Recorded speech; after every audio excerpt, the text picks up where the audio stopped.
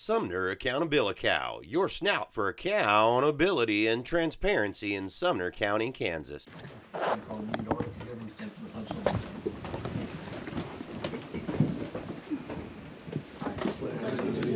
To the flag of the United States of America and to the republic for which it stands, one nation, under God, indivisible, with liberty and justice for all. Brandon Earl. Here. Andrea Kreifels. Here. Jason Newberry. Here. Jessica Seeliger. Here. Robert White. Here. Jim Yates. Here. Pat Zico. Here. Okay, next up, the adoption of the agenda. We adopt the agenda. Got a motion, can I get a second? Second. All those in favor say aye. Aye. Opposed? Okay. Recognition of patrons and staff. Yes, we have two patrons, so I'd like to speak to the board this evening. First up is Joseph Gould.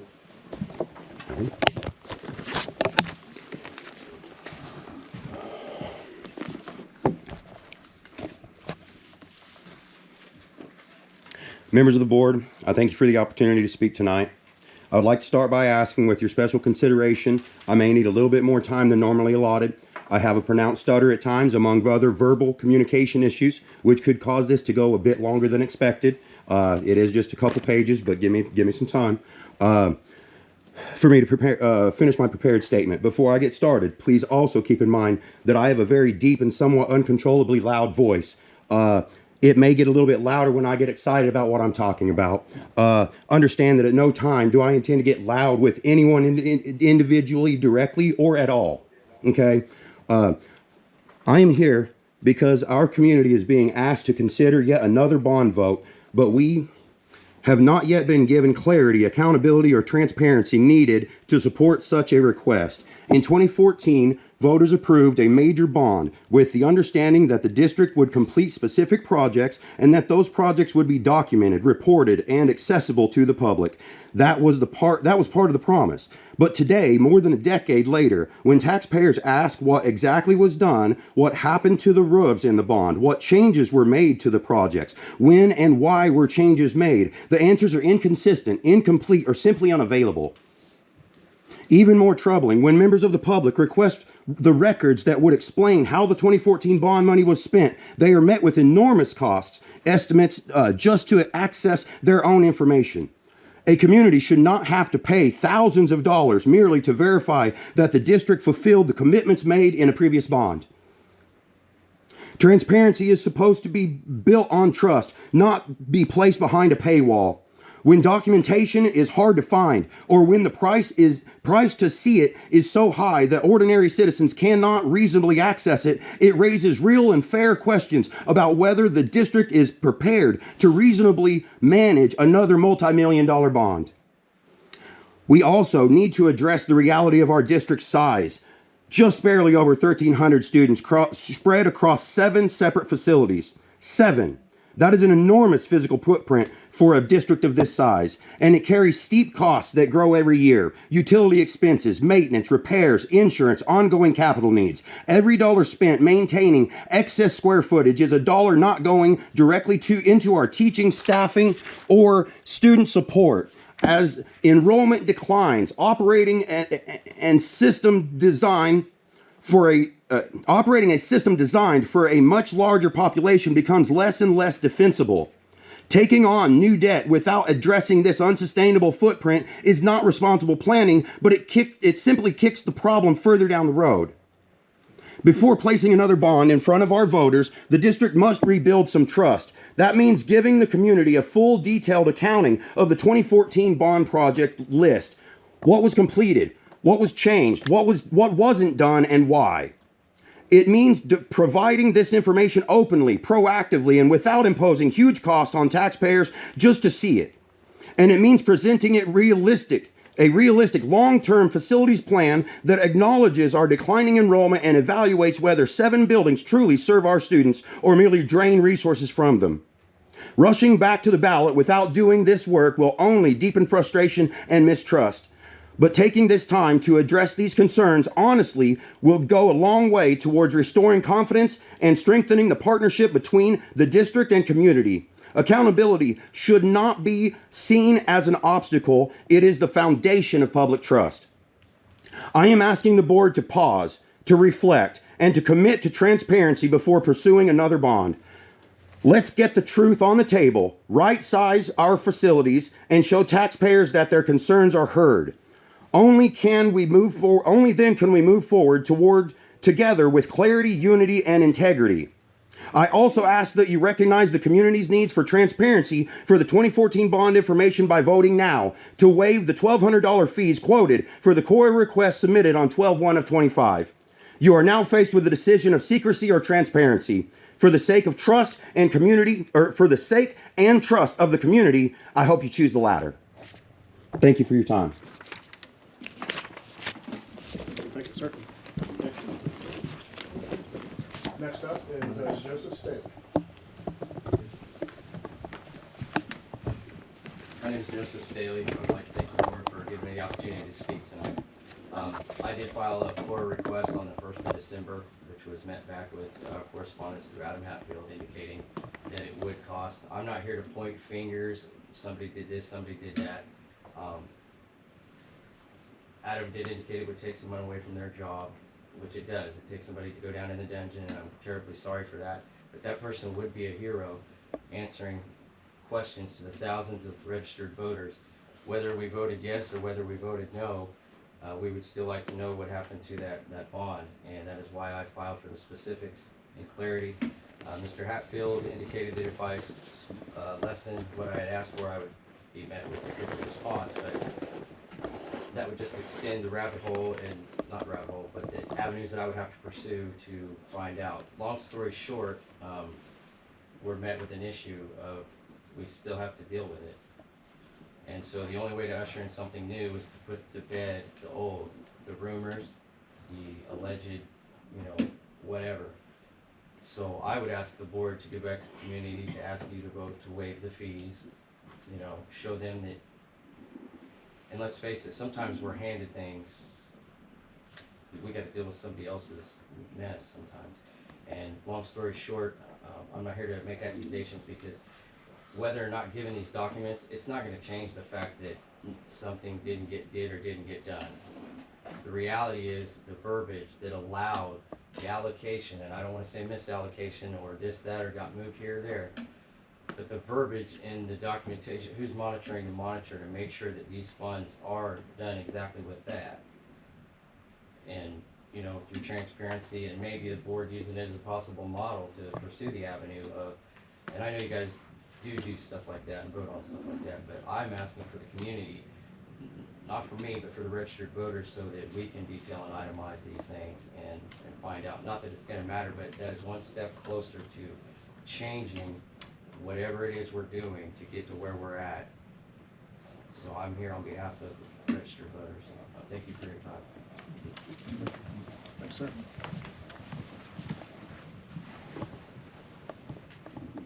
Okay. Next up, discussion item, education spotlight. Yes, so Mrs. Elder is here with Ms. Schwartz. Hello. Welcome. We got a crew All coming right, in. good deal. Welcome, guys. Bentley, come over here.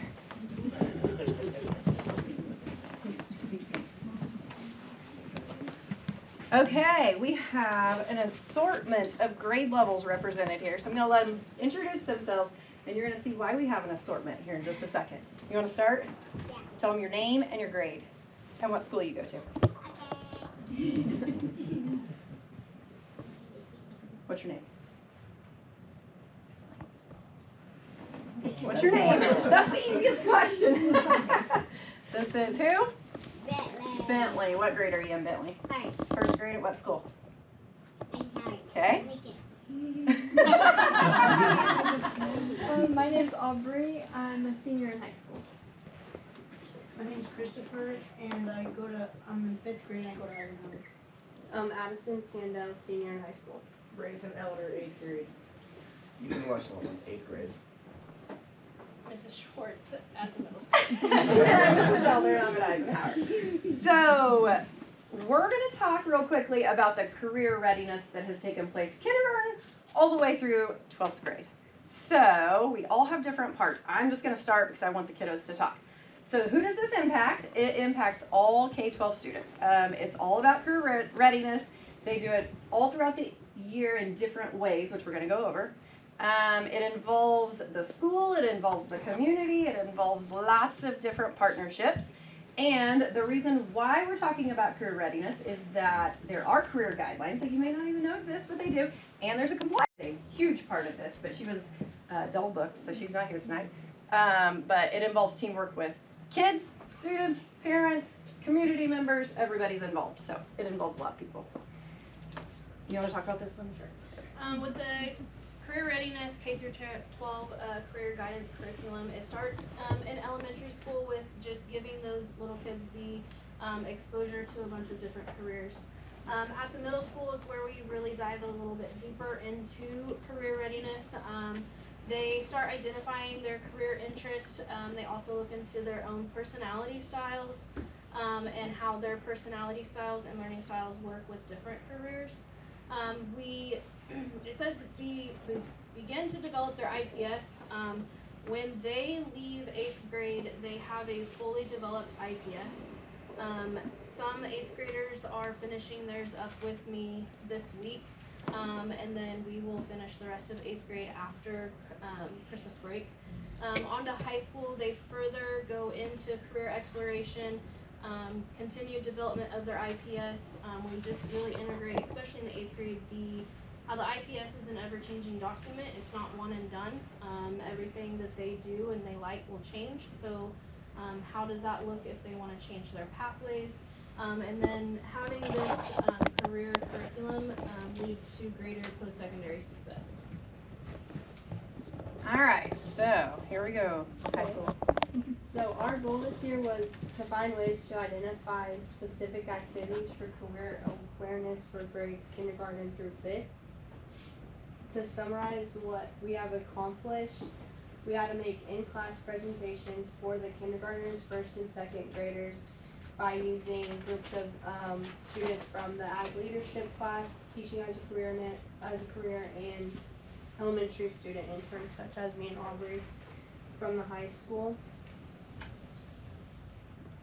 Can you go to the next one?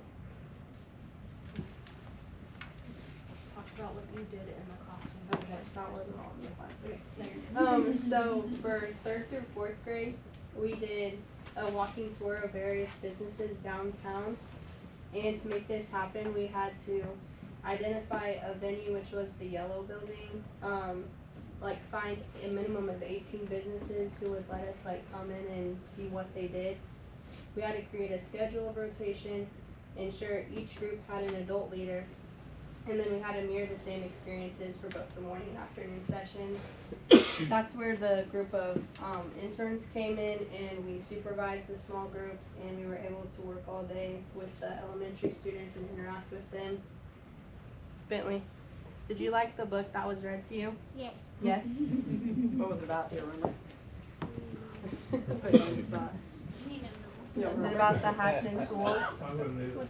Yes, it was. It's been a few weeks. So they came into all the elementary schools and met with the kindergarten, 1st and 2nd graders and did a little project, read books with them about different career fields. And I know that I watched hairstylist, dance studio came in, talked about what it took for them to get to the point that they were at. So it was just a lot of introductions to what careers exist just within our own town, which was super neat. And then the 3rd and 4th grade career day mimics, we used to do interest day, and we've done that year after year after year, and it's a lot to ask businesses to give up those days for us to come in and take over their businesses, for them to give tours and talk about it. So this was a day where it was just one day and they got to see all 4 elementary schools. So 2 elementaries went in the morning and 2 went in the afternoon. They did a phenomenal job of putting the groups together. They were there ready. They took them downtown, and most of the businesses were on Main Street, and if they weren't, the Yellow Building was our target area, and they met, the BNSF Railroad was in there. So that's another way that they got to see a variety of fields of work without leaving Main Street. Do you want to elaborate on that at all? That's basically all that we did. We, like she said, we had some of the downtown businesses, they came to the yellow building, so then we didn't, so they could still present. So like the sheriff, the railroad came, they showed the kids how to do like CPR with the trainers and stuff, and they had like a few dummies. They had some compression sleeves, so then they could teach them how and what it feels like and what it looks like.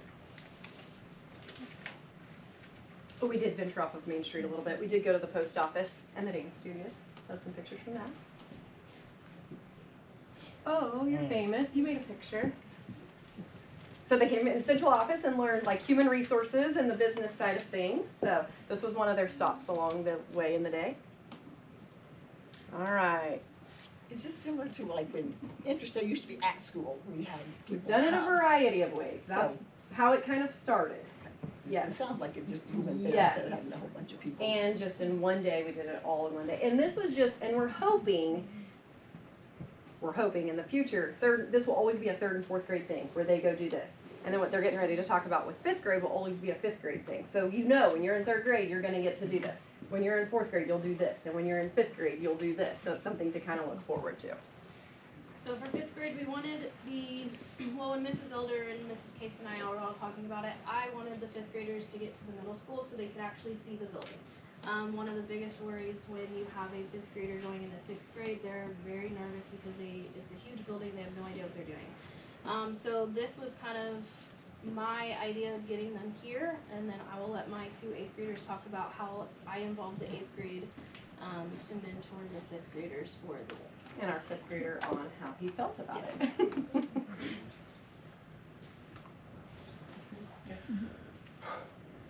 We all did our own presentations, as you see on the TVs and over there. We each did different jobs, and we talked about them for a little bit. We did activities, and then we talked about the stuff that we had on the boards about the jobs. I was a zoologist with a fellow 8th grader, and Branson, what were you? I was a detective. And we all did different activities that were inspired by our jobs, and I think that is really helping 5th graders decide what they might think about doing later on.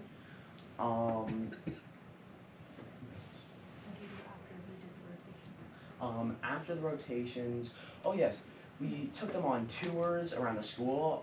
It was funny seeing how they thought the school was massive to them. I saw one. We brought them all to the library, and one's eyes just went looking at all the books.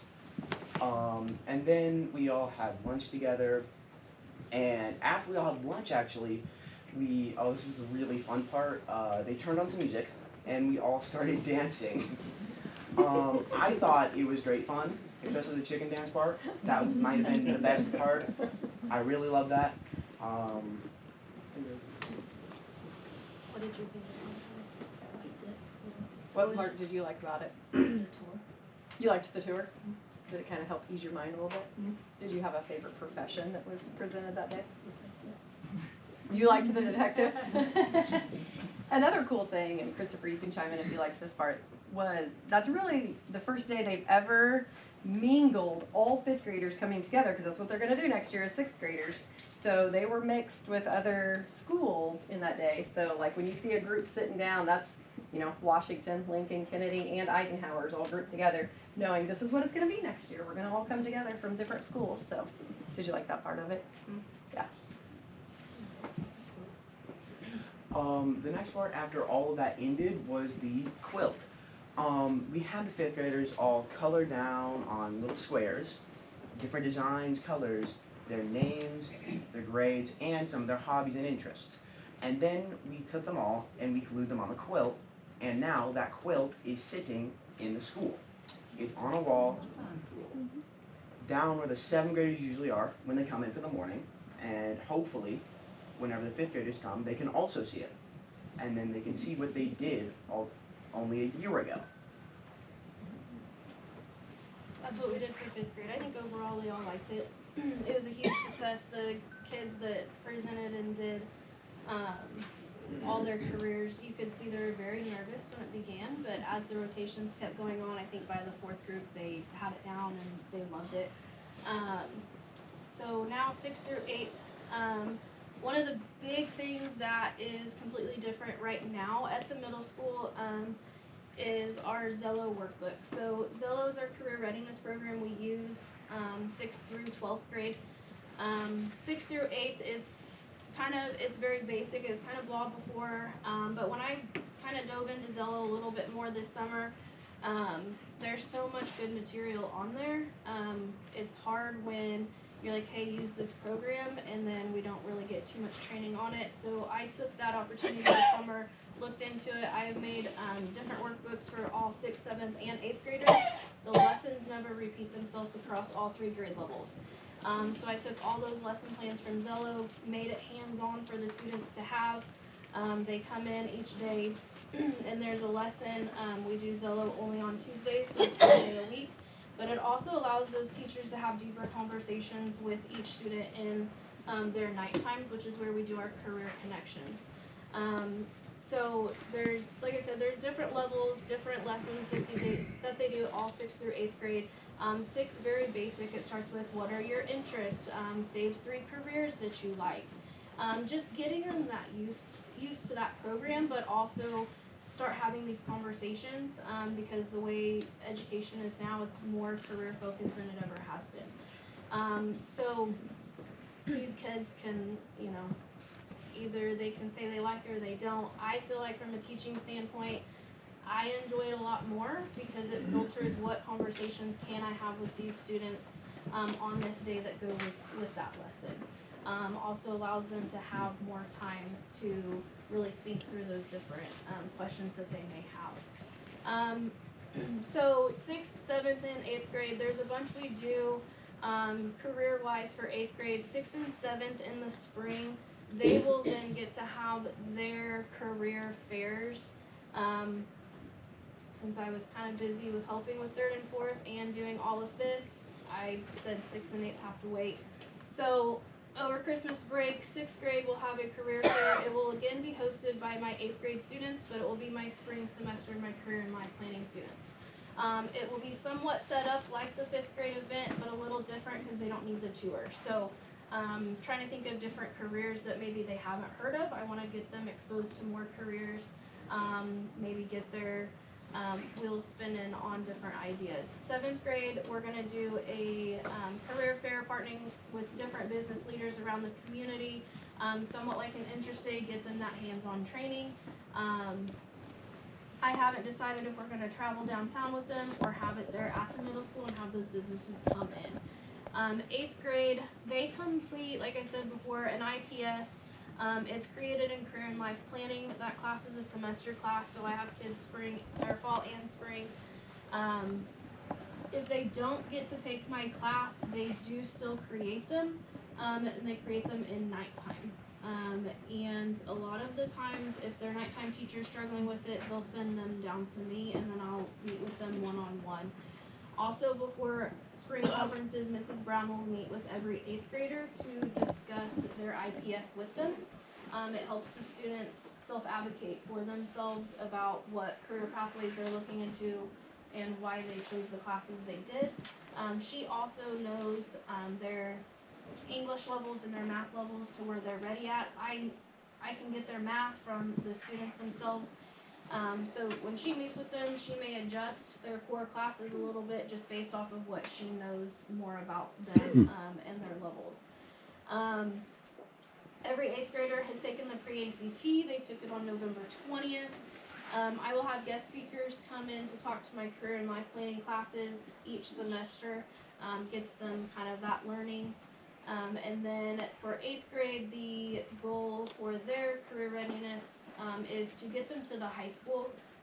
We want the 8th graders to see those pathways at work at the high school, so maybe they get a better understanding of, oh, I for sure want to be in the ag, or I don't know, I may want to switch to teaching and training and be with more the thought side of things. So that's our plan for the middle school. And then at the high school level, which this is Renee's piece, there's something for each grade. So 9th graders really focus and hone in on the pre-ACT. The 10th graders do Reality U. The 11th graders do the work keys and college visits, and then when they're seniors getting ready to head into the world, they do the work-based learning, college visits, financial aid presentations, all the things to prepare them for post-secondary, whether it's trade school, college, whatever. Hopefully by then they've been introduced to so many different options to at least have thought about a future a little bit, knowing there are options. That's what it's all about, is exploration and knowing there's options post-secondary. So those are some pictures of Reality U. I have kids that hit all of these ages, so I got to hear their perspectives on all of these. High school kids? Yeah. What do you think? You want to talk about that? I thought it was fun. It really showed you how to, like, you actually have to save money and you can't just go spend it all on, like, a nice car, because then you won't have enough for, like, bills and other needs. So you have to, like, really manage your money. And then they also have fake babies that cry, and you can't do anything about it, but then you, like, they give you a fake baby for, like, 10 minutes, and then they go and take it from you, and then sometimes you get 3 babies at once, and sometimes you can, like, you're a single parent, so you have to hold them all 3 and then walk around and still do what you need to do on top of all of that. And I thought it was fun, my sophomore year. In closing, we would like to give a huge thanks to Mrs. Elder. She started this in 2023, and we were able to build on her prior experience. Ms. Schwartz and Ms. Case are doing an outstanding job at their secondary level to get students engaged in thinking about their future. And we also want to thank Barry M. Dicker and Becky Knoll for allowing us to use the Sumner Center for our venue, and they were kind enough to provide food and snacks for everybody and the kids. That was a really cool building. That's what we were calling the yellow building downtown. Yes. So it's a really neat building. Questions, comments? They're here. I want to thank Desi for the Zello workbooks. The difference, I know it's new, but the difference between what my 7th grader now his experience with Zello is so much different than what my sophomore was experiencing before. I think that was the key, is we just weren't using it right, so I really, really appreciate that.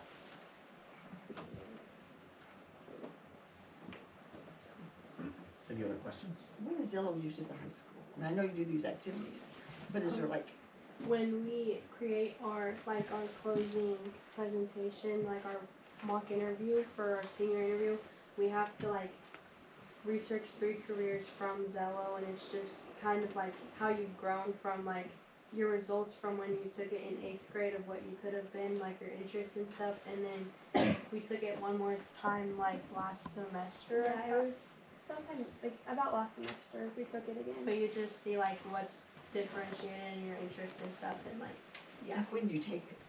We normally do it in CrewCon. So we have assignments in CrewCon, and that was a month. We had a month to figure out and do all the tests in Zello and get a career from Zello. So if you're a sophomore, what do you do sophomore? sophomore year we kind of And when do you use it? Okay, so we've had different schedules after high school, every single year we've been, and we were told we were gonna stick with one CrewCon teacher throughout our whole high school year. That just didn't happen. So, we did do Zello some, but it was kind of just all over the place, but now we've kind of settled it back down where in CrewCon we do it and stuff, so. Yeah, I wish we would have had those workbooks too. So say when you do it, what does that mean, we do Zello? We take tests on interest tests and It's an online program. Yeah. Yeah, so do you do it once a week, do you do it? Every time in CrewCon, we have CrewCon 2 times on Tuesdays and Thursdays. So everybody logs into Zello when you're CrewCon. And then we take tests, and it will match us with a career that it will say fair match or excellent match, and then you get you can heart careers that you like, and then it'll just tell you a good career with your responses from the quizzes that you took. That's mainly for freshman, sophomore, and junior, because right now in CrewCon we've really been just working on our senior interview and our exit interview. So you've honed in on your top 3. Yeah. Because now all seniors do the interview. That's what. Instead of just the English classes. Right. Is this the first year for that? It was last year. Yeah, last year. Last year everybody did it. Yeah. Thank you. Sure. Thank you. All right, thanks, guys. Not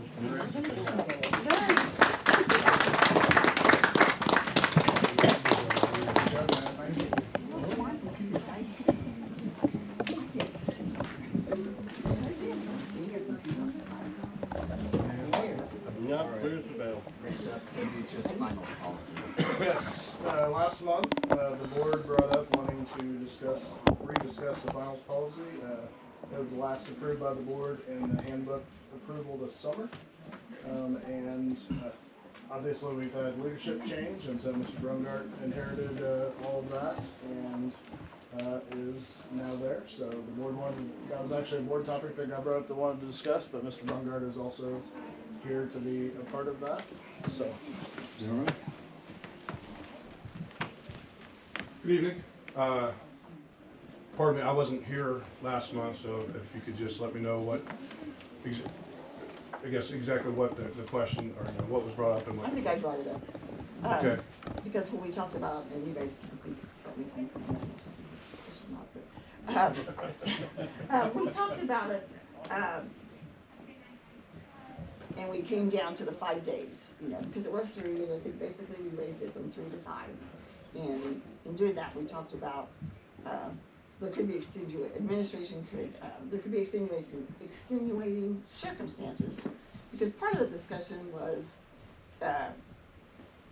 if you have an A, just period, why should you have to take a final? So that was part of the discussion, and then it came to just the 5 days, but all of us, or some of us, knew people that were absolutely coming to school sick. We had just extenuating circumstances that they have an A in the class and they're good students and they show up every day. It just happens that, oops, I tore my knee in volleyball and I had surgery, and so, just things like that. Or I had to go to Colorado to the funeral, and instead of rushing back, I have straight A's,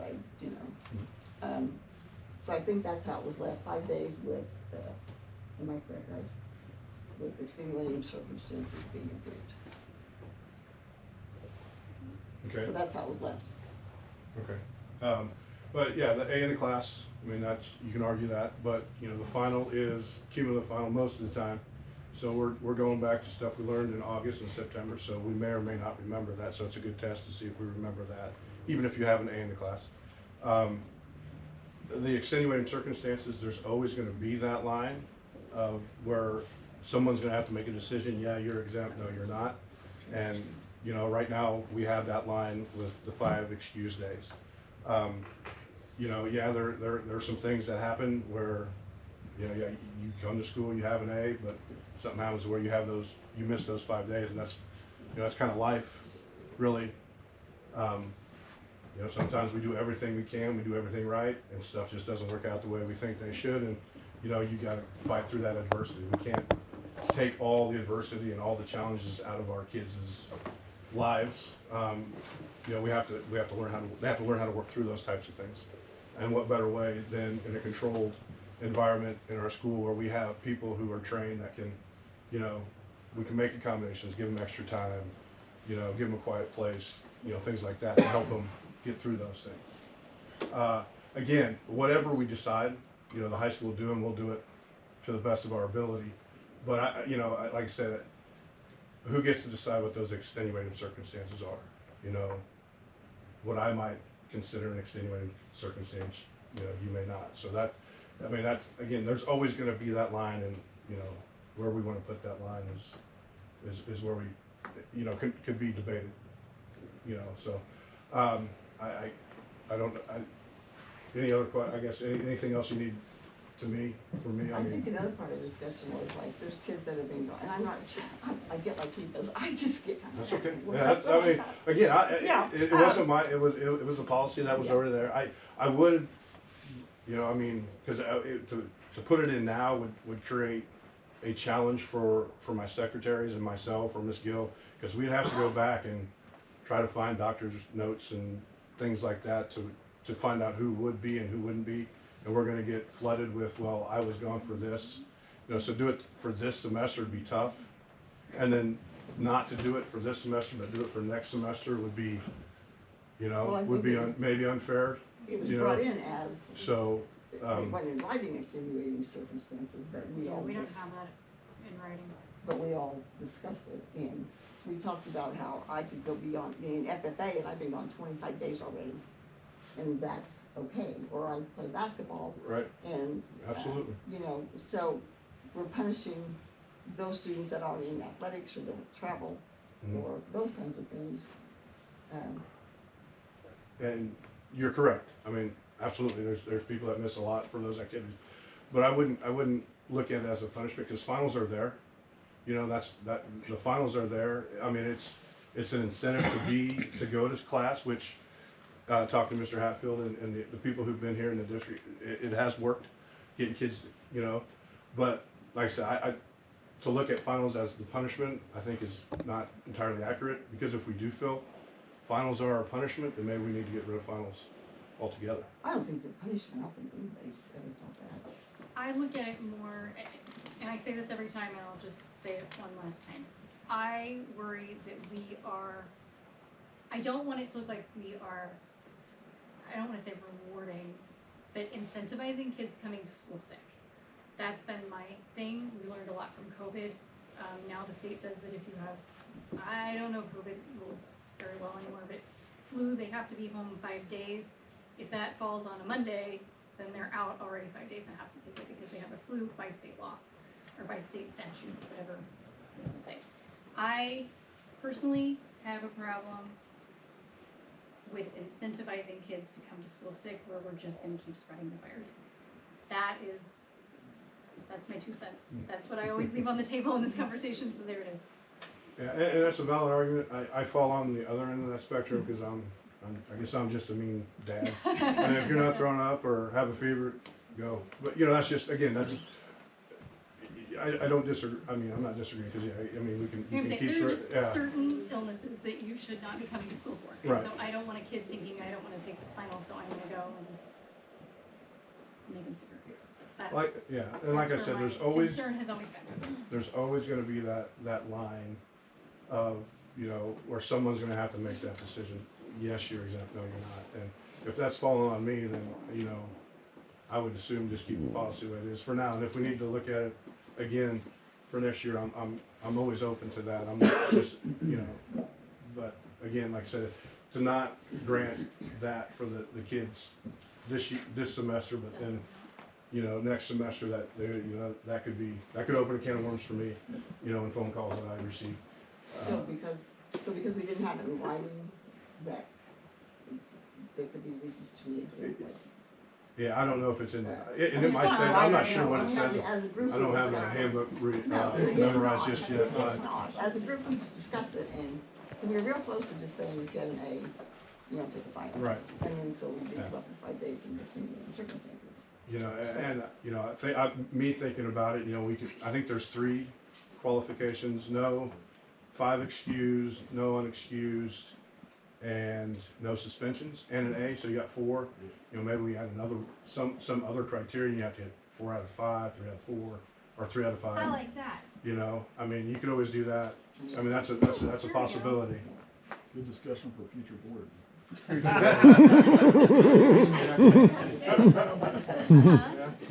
know, I mean, I guess we don't even. You could take the other way around too.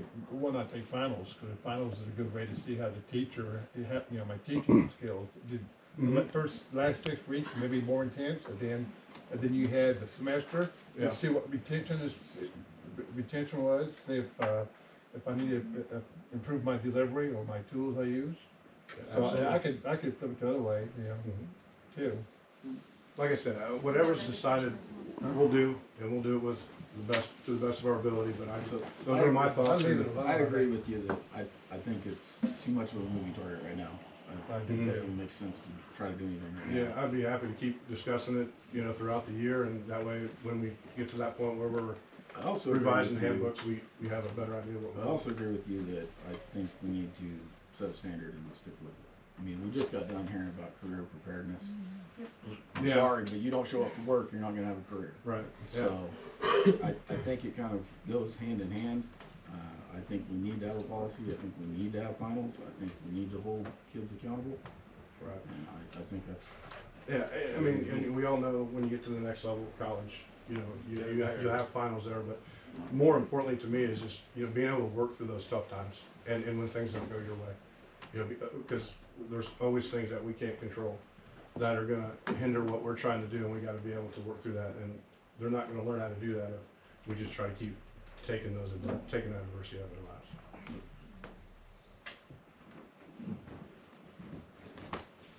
Anything else on the finals? If not, we'll move into the schedule.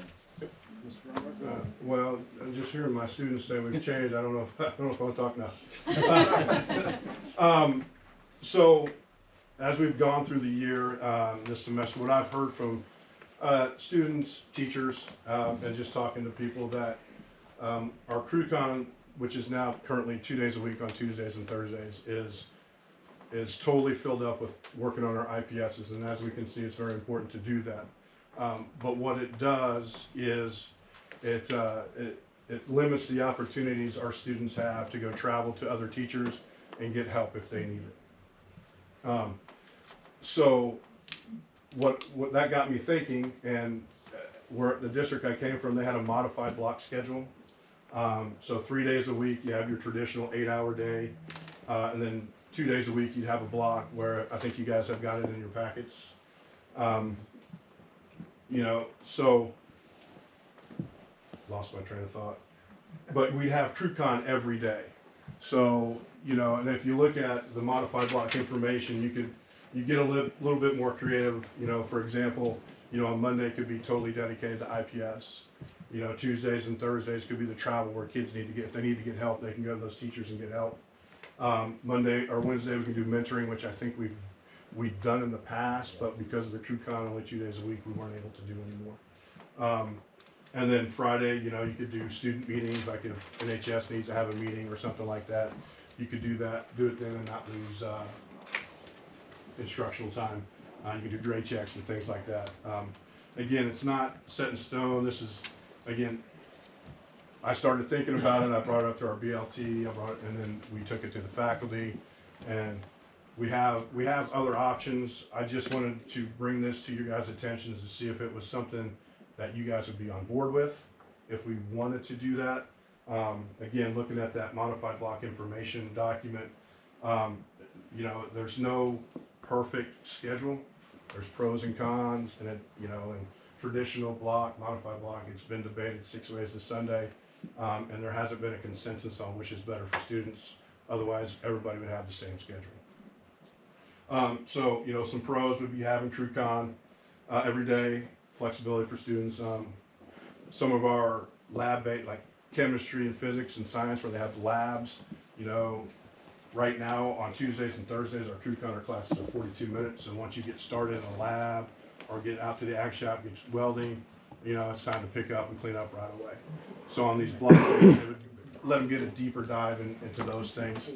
You know, but some, you know, with that said, some cons is like math. You can't just teach one lesson slower, you know, so we'd have to get some PD for those types of classes to learn how to teach those longer class periods. And from my experience here, Mr. Sheets is a PD guru, so if it's out there, he'll find it, and it'll be good for us. So, and then, you know, classroom management becomes an issue when you get those longer classes, especially for the younger kid, you know, the freshmen, you know, but, you know, again, there's PD out there for that, and we can help them get better at that. So, and then also, with this schedule, again, it's not set in stone, we can tweak it, but right now with the schedule that you guys have, CrewCon's over lunch, so half of our teachers will be at lunch and wouldn't be available, so we'd have to get creative of, you know, if I'm on lunch during first lunch and that student is in first, you know, is in second lunch and needs to see me, I'd have to get with my other department teachers and say, hey, he's gonna come see you, this is what he needs. You know, because, you know, we should be, you know, if we're all teaching science, we should be able to help each other out like that. So, or we'd have to you know, to tweak the schedule and have a dedicated CrewCon time, which is possible as well. We still have individual and team time, you know, so Teachers with odd period plan periods would have even number team times, and that team time can be split up, so everybody would get their plan time every day. And then if you look, again, looking at the bottom, instructional time, so face time, you're only gonna see them 4 days a week, but it's gonna be for 214 minutes. And right now, with the current schedule, they see each teacher for 222, so it's less. But with that CrewCon and the 2 days of travel, where they can go see a teacher, they can make up that instructional, that 6 minutes of instructional time by going to see them and the mentoring that we do. What's mentoring? What do you do for mentoring? You know, you can do SEL, social and emotional learning stuff. I mean, there's all kinds of curriculum out there. I haven't really thought about that. Haven't got that far yet.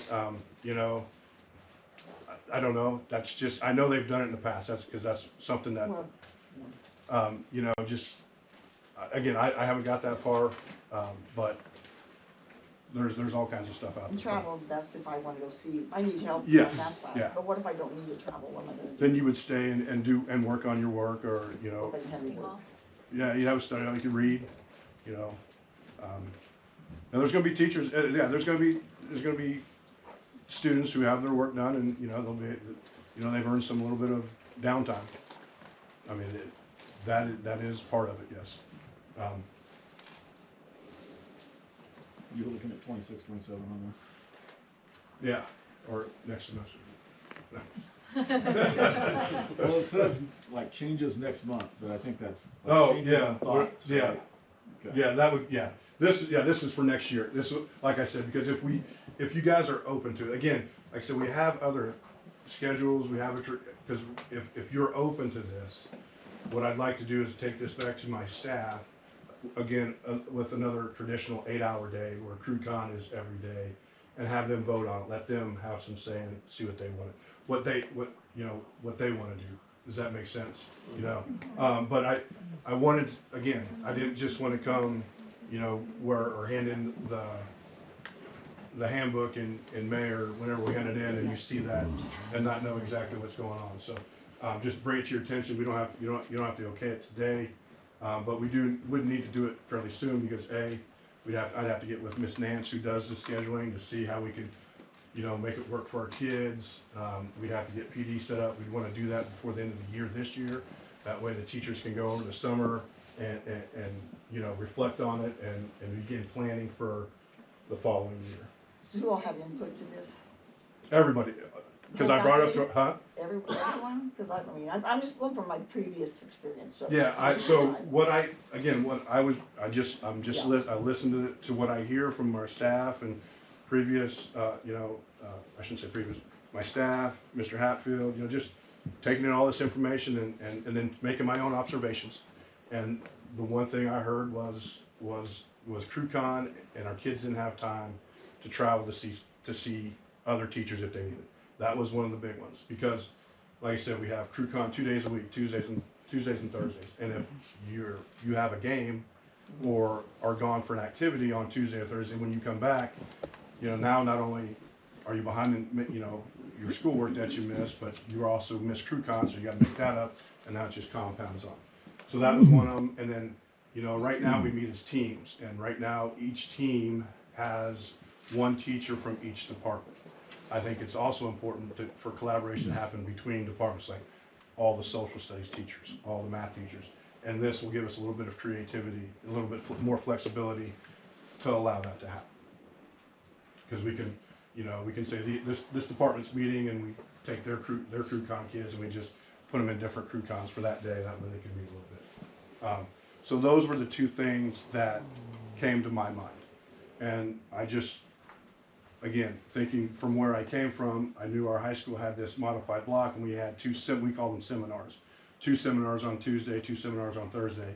And that's where it got me started with the modified block. And I took it to our BLT at that time, say, hey, this is just what I'm thinking. If you don't like it, say so, and we'll shut it down. We won't worry about it. And then it got a discussion flowing, you know, and they talked about previous schedules where we had CrewCon, you know, during third hour, you know, so they had it every day. But if you do that, that takes an hour out of the day, and it makes things less flexible as well, as far as getting kids into their electives.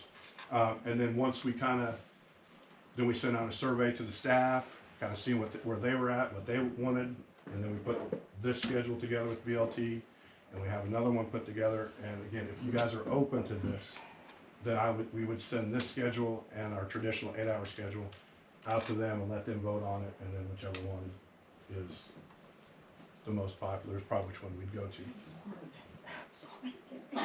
What I personally would like to see a little more of is if we're gonna do CrewCon every day, is, I know we have like a suggested here, suggested. I would like to see a little more structure there, because upon getting this, I talked to a lot of my kids' friends, other parents that I know, and I only had one person that really raved about CrewCon as it is now. Yeah, And that was because her child was very active, had a lot of things. The kids graduated last year, but she said she wouldn't have made it through if she didn't have CrewCon to have that extra time. Yeah. Every other student or parent that I talked to just felt like they're not getting anything out of CrewCon right now. Yeah. So before we go to adding more, I would like to make sure that is structured and that we are getting the most out of that time. Right. So that's a concern that's my big concern there. On the flip side, I did talk to Mrs. Hatfield today, just because my child and her friends that I'm talking to, they're sophomores, so is it any different going into junior, senior? Hearing it is a little bit different. They have a little more time for portfolios, things of that nature. She did say, so I feel like I need to caveat to what I've said. She felt like if there were more time, maybe we could do more of these things and add it to there. So that's another reason why I like to see it structured. Yeah, and like I said, this is the Monday, Tuesday, what we do are just suggested. I mean, instead of mentoring, we could do 2 days of IPS. Is there any kind of a curriculum, for lack of a better term? Like the kids told me they're supposed to be doing some work, but not all teachers actually assign it, and so I guess I just want to make sure that we have continuity in the whole thing. Yeah, Miss Bond has done a great job in diving into it, and she's got curriculum for the whole year for 9th, 10th, 11th, and 12th grade. What kind of curriculum? Just from the state that she's gotten over the years, she's had it. I mean, just like I said, that they work on Zello, they research careers. I haven't. I'm not a fan of Zello, so selling on Zello. I mean, I just think it's what's out there. I have another thing I want to talk about too, which totally throws all of this in the trash. But I'm sorry, but it does. So. She's got the resume building and interview And are we skills. making sure that every class is doing? Because that's the We're thing. working Is on some that, of the kids were like, I do this like 2 days a week, or it's- I do it once a month or something. Every kid I asked said something different. It's a lot. I mean, I remember when I first saw it, I'm like, oh my goodness. Again, coming from where I came from, I didn't feel like we were doing all that. Because what you're supposed to do and what's required is probably interpreted different from district to district. So there is a lot, for sure. And some teachers have different feelings on how important certain things are in that curriculum. And so they may not do it as well as they could. But we're working on that. We're working on that because, my motto is whether you like it or not, we're supposed to do it, so we're going to do it. We're going to do it the best we can. That's good. Is there something else besides Zello that we're supposed to be doing, like for MTSS, or that doesn't sound right, but CTE stuff, career. no, because I always ask when does the high school? Is there any other kind of computer program that was done in CrewCon before? Or it's done in every class? We've done talking about IXL? Yeah, IXL. Thank that's you. math. Our No, math, it's our not. math teacher. Well, it's all subjects, Every but subject. Because if I was needing intervention in I don't know, social studies, or if I need intervention in science or math, that's when I would do my IXL. So are we still doing IXL? We still have IXL. The ones before, are we using it? We are using it. Everybody? We have a K-12 for the state pays for math, the district pays for ELA. Last year we looked at usage data per teacher, and I went to all the buildings and we talked about what does this look like. So we also have it for 7th grade science, but that's the only social studies or science course that has it. But we do have it K-12 for math and ELA. So when does the high school use it? It's dependent upon the teacher. So it Yeah, I mean, each teacher uses it different. I mean, I know our special education teachers use it quite a bit. That would probably be who uses it the most. We don't have very high usage data for IXL out at the high school. Teachers still wanted it to be an opportunity for kids if they needed some type of quick practice or something like that, or some extension, because there is some opportunity there also.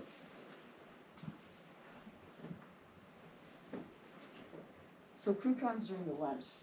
No. I know, this, Crew is con- this not what you're running? So, no, the schedule you got, if we would go with this, crew con would be during lunchtime, yes, during the middle of, And that my doesn't staff make was sense not, Because what's that? that doesn't make sense, because like you said, I might be out at lunch or I might be. Right, but that's when our teachers would get together as a department and say, hey, I'm at lunch, so-and-so's gonna come see you, can you help them with this, and, you know, I don't size, like that you know. part, because that's like. And again, like I said, it's, the times aren't set in stone, that's just what we've come up with, so we can present it to you guys.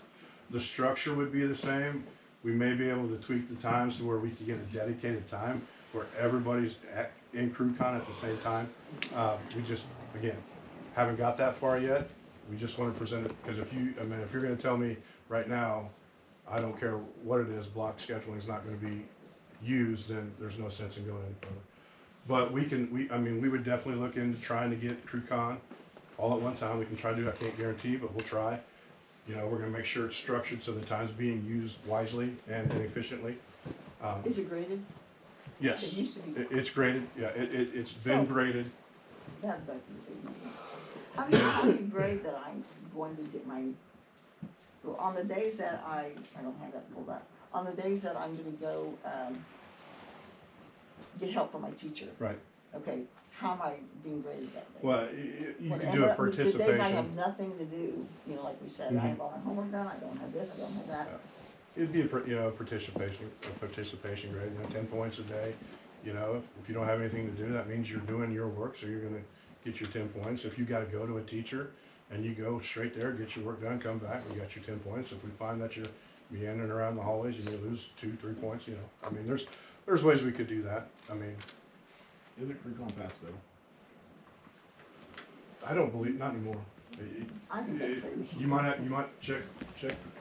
Again, I'm learning some of this stuff too, so if you get on Infinite Campus, you can let me know.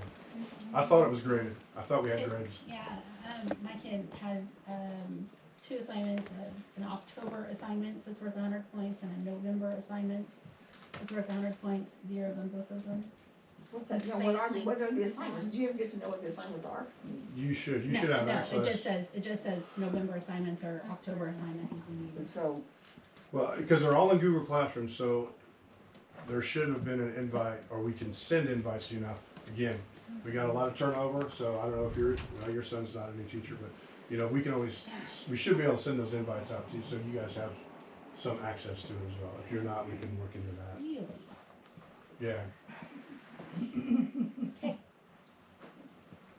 Sorry, Alex. So Monday, Thursday, it's gonna take me a long time to figure this out. Monday, Thursday, Friday is just regular.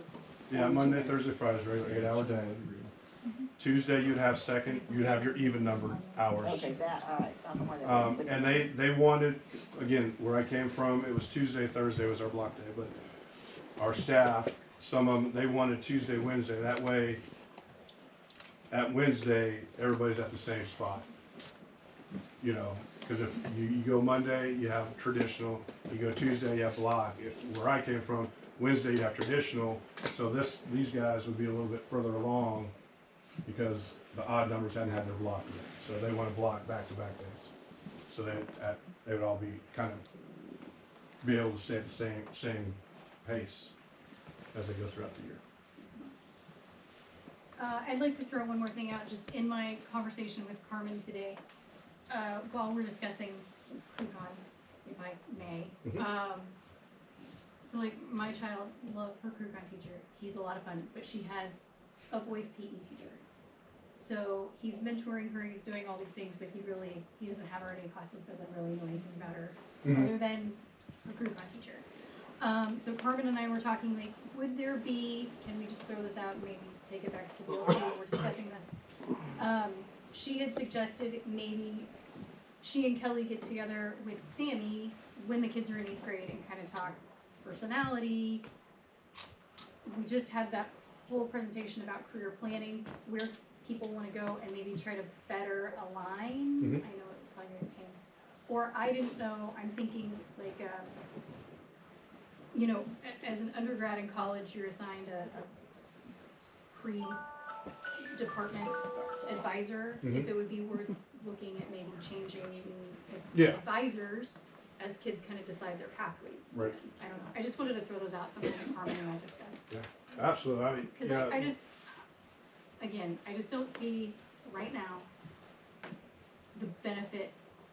I don't think that we're getting the benefit of CrewCon that we should. So I think that would be something to. Right, yeah, we can always improve, and we can look at that. I know Kelly was putting the schedule together very late into the summer last year, which is again why we're here, so we can get this all started, and then maybe give us an opportunity to look at that. And again, a lot of it's on me too, because we kept a lot of the stuff the same as it was last year, just so I could observe and see what's going on. Didn't want to, just come up and blow up the ship right away. But obviously, we also, our staff knows, we can always get better.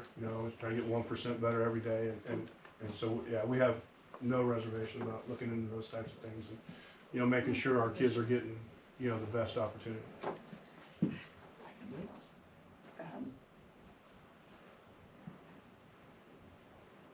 I can't go back one. So one day you're gonna do, tell me what you're doing each day, 'cause I can't pull it back up. Tell me what One we're doing. day- Oh, Mondays, on yellow. CrewCon? Tuesdays, yeah. Or I'm sorry, yeah. So Monday That's would my be an fault. IPS. There's a whole mess of things we gotta do. Okay. And then What Tuesday is would be. that? Tell me what Monday IPS is. Well, again, That's individual career. plans of study, yeah. They're working on their career stuff, they're working on their stuff the state is requiring us to do. So, and there is, again, if you look at everything that they got listed on that, there's a lot. So that would be Monday. Tuesday would be travel, that's where kids can get help if needed. Wednesday, like I said, mentoring could be something else. Again, we this is just an example of what we could do. Just mentor, helping our kids if they want to talk about college, they want to talk, whatever, again, we would get something, and I can get that to you before we implement that. But, I have lots of questions. and then Thursday would be another travel day. Wednesday, instead of mentoring, it could be another IPS day. Freshmen gonna do, freshmen, and I don't.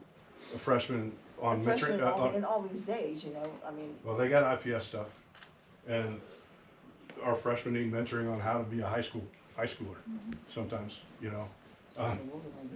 and then Friday I have student meetings, like I said, if NHS needs to meet, if the ninth grade class needs to meet, whatever that may be, or in grade checks, so we can look at their grades, so we can see what their assignments they're missing, and maybe make contacts with parents at that time, just different things like that.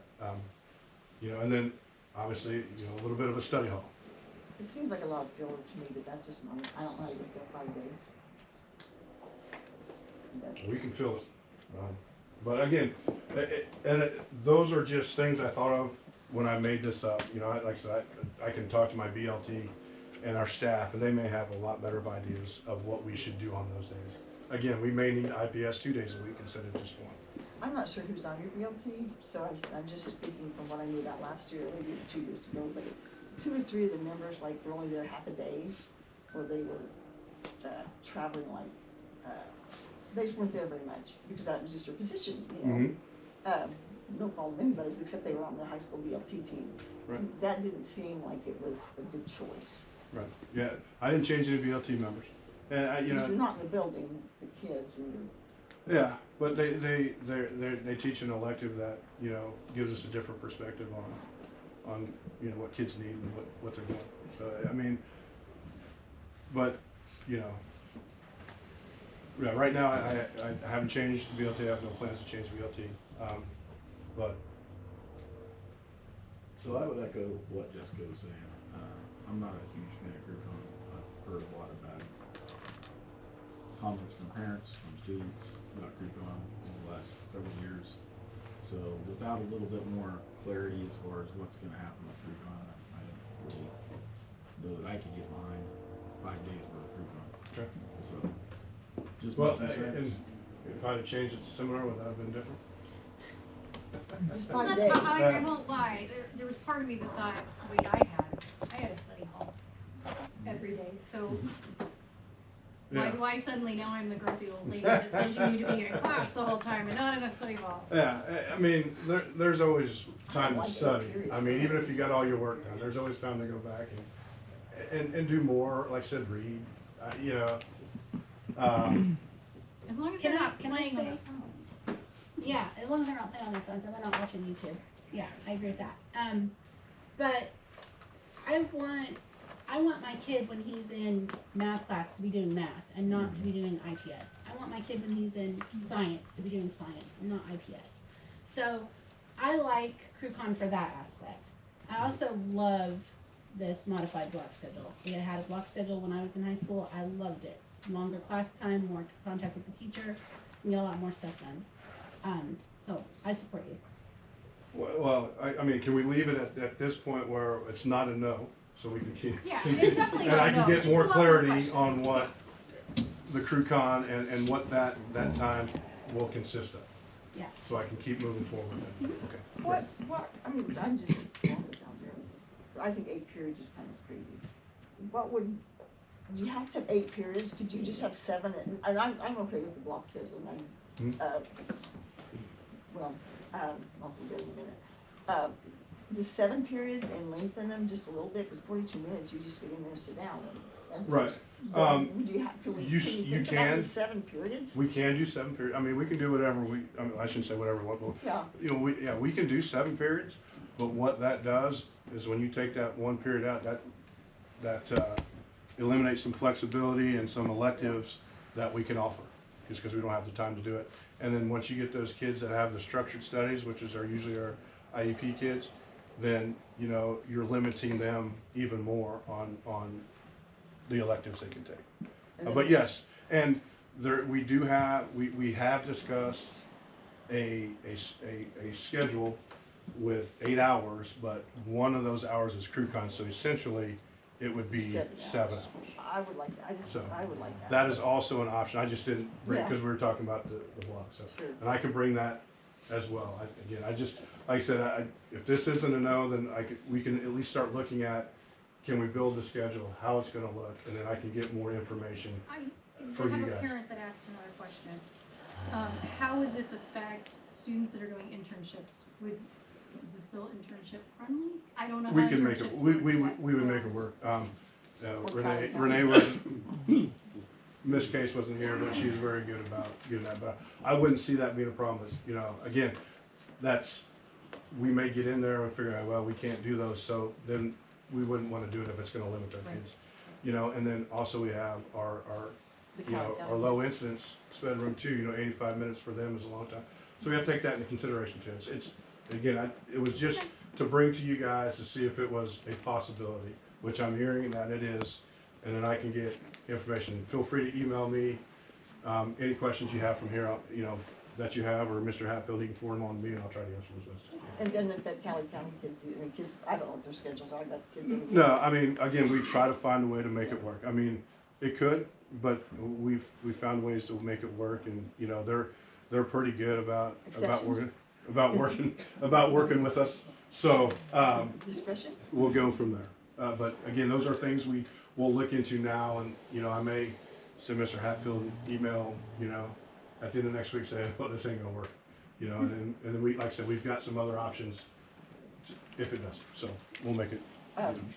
One thing, I mean, I was on the board when we blocked kids and became a thing 100 years ago. Mhm. And, the big deal then, and it could be a problem now, is that we do have teachers that can barely teach, and I'm not trying to be Absolutely, nasty, yeah, that can't teach 42 minutes. Yeah, it's And now we're, you know, so, I mean, that. It's an act to teach, Yeah. to have those longer classes, which is why we're talking about it now, so we can get the PD, professional development lined up. And I trust that would be, there's no problem, but that would be. Yeah, we've talked about that too. Because, I you know, mean, there's teachers that can't. yeah, I mean, there'll be challenges for sure. Like I said, it's not a foolproof, it's not a perfect schedule. There is none, but it's just, again, I listened, I heard some needs, and so I thought this was a way to start addressing those. Any other questions? All right, thanks, guys. Thank you. Thank you. Appreciate it. All right, next up, Keisha accreditation. Yes, gonna let Chad bring up our little slides here.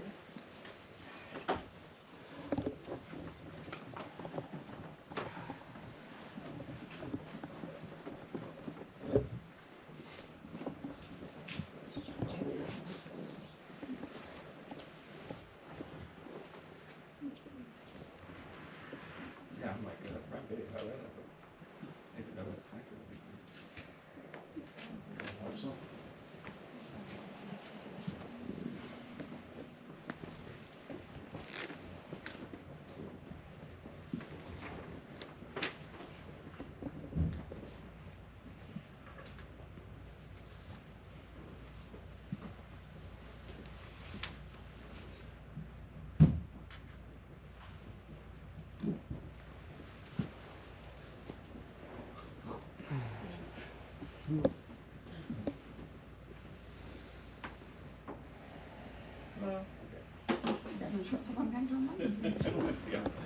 Okay, so we wanted to briefly go over where we're at on the accreditation process for this year. We have been working with our district team, so Chad and I are talking tonight, but we are actually representing a team of people in the district. Recently we went over to Clearwater and spent the day together as a team at School Improvement Day, and gave us a chance to sit down and really talk about things as a group and where the district needs to head or where we've been. This is year 2 of the KISA process, and so I know some of you are new since then. Some of this will be review for some of you, but obviously Jim just joined us recently, and so we'll try to answer any questions we can as we go. So we went over, did School Improvement Day. Our team has been working together. We put together our thoughts as a team, and then like last year, Chad and I have been going building to building and meeting with the staff at each building, and then also our site councils at each building so that we can get our community voice in there as well, and then get data from those meetings and put it all together to bring back to our team to really focus accreditation forward and where the district needs to head. So the Kansas Cam Vision, I think you can. So the determination areas, I'm not going to read this to you word for word. You guys are all smart, and we will send this off to you so that you can, look at this later on if you'd like to. But slides, these first few slides are showing the process. We are in year 2 of the process. We did this exact same thing last year where we had our team went off to School Improvement, brought it back, went on tour to all the staffs and got that back, and then made our action plan last year. You've seen this. This is the second year of the School Improvement model, in which the district is to pick a fundamental to work on. And then the structures in order to support that fundamental, which heads us into our targets. So last year, the district team chose quality instruction as the target that we really felt like fit the district in the best spot.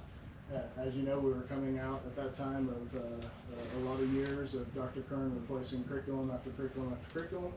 And so we really started focusing when Chad came on board last year. We really started focusing even deeper on taking that curriculum and driving quality instruction for our students in the district. And so the way the team really felt like that needed to start last year is to have that structure of professional learning. And so last year, as you know, Chad was really rocking that by himself much more and run around with his head cut off. And this year, as you know, the board allowed us to bring on our instructional strategists, and so that team has been working with Chad to drive quality instruction and professional learning in the district. And so we will get our instructional strategists in front of you probably when we get back from Christmas, so that you can hear directly from them on some of the things that they've been working on after they've been here for 6 months. You also have an opportunity to look at fresh data. So right now, the Winter Fastbridge is happening, and so that'll be complete at the end of this month. And so one of the things that they'll bring you next month is updated data so that you can see what that looks like and what our plan is with that. Yep. Okay, go ahead. Can we see individual schools on Bass Bridge instead of, We have all of that, so can we just put that in our packet or whatever next time you send it to us? yeah. Yeah, so the action plan implementation is where we're at now. Getting ready to, actually our action plan is due on the 15th. And so we'll be submitting our second action plan for our second year into the state. So do you want to talk about this a little bit, Chad? Sure. So when we submit our action plan, once it's approved, KSDE reviews it. They give us 2 weeks to, we give them 2 weeks to look at it and give us any feedback. They say whether we're ready to go or whether or not they have some questions based upon what we submitted. Last year we did get asked for clarity on who was going to do the work, and so they actually in the document, and you'll see here in a second, it's character limited. I thought it was word count limited, but it's actually character limited. So they really want you to be concise, and so we took some of that precision out, and so they need you to reword it so that you put who's doing the work. So in our action plan last year, most of that structure that we picked was professional learning, and so our professional development council did the majority of that work, and which makes sense of professional learning. So that's what they wanted in terms of clarity. So this year our action plans are getting evaluated based on these 4 standards. So standard 1, again, we'll send this out to you so you have all of the information, but it's just really, is the plan clear, and is it data informed, and is it aligned? Standard 2 is due, and so do we have clear steps that are there? How are we monitoring progress? What do we do to identify any barriers? And then how do we communicate out that plan and what we're doing? 3 is studying, so how do we collect and analyze data, and then step 4 is what do we do with it? So how do we refine, identify, and sustain our plan, and how do we plan for the future? So that's how the state will evaluate the implementation of our plan. Last year, they did not require a data metric to be attached to this, which would have been hard for us because our structure was professional learning, and so it was really perception data based upon what the staff said. And so this year they're saying you have to have a student metric that's assigned to that. They gave us some options, which you'll see here in a second. And so where do we, based on our work, where do we believe that our data is going to start showing progress? So we have to pick one of those things. So this year, our team, in our discussion on School Improvement Day, really felt like that we needed to add a second structure underneath core instruction, a tiered system of supports, in order to really focus on both professional learning and our tiered system of supports. And so, so that will be added in with our So as we've gone around, we asked a large question that we broke down into 2 pieces, one that went with each one of those structures. So professional development, we asked our staff, what can we do to make it more useful and relevant for each of you? And so we took their responses and summarized them so you kind of see their what that looks like. So it's just a summary of the responses that we got when we went around. And then the second question was, what do we want to be part of academic learning time anytime that anybody goes into a classroom? So when students are in there, what do we want to see? And this is, again, the summary of the staff information.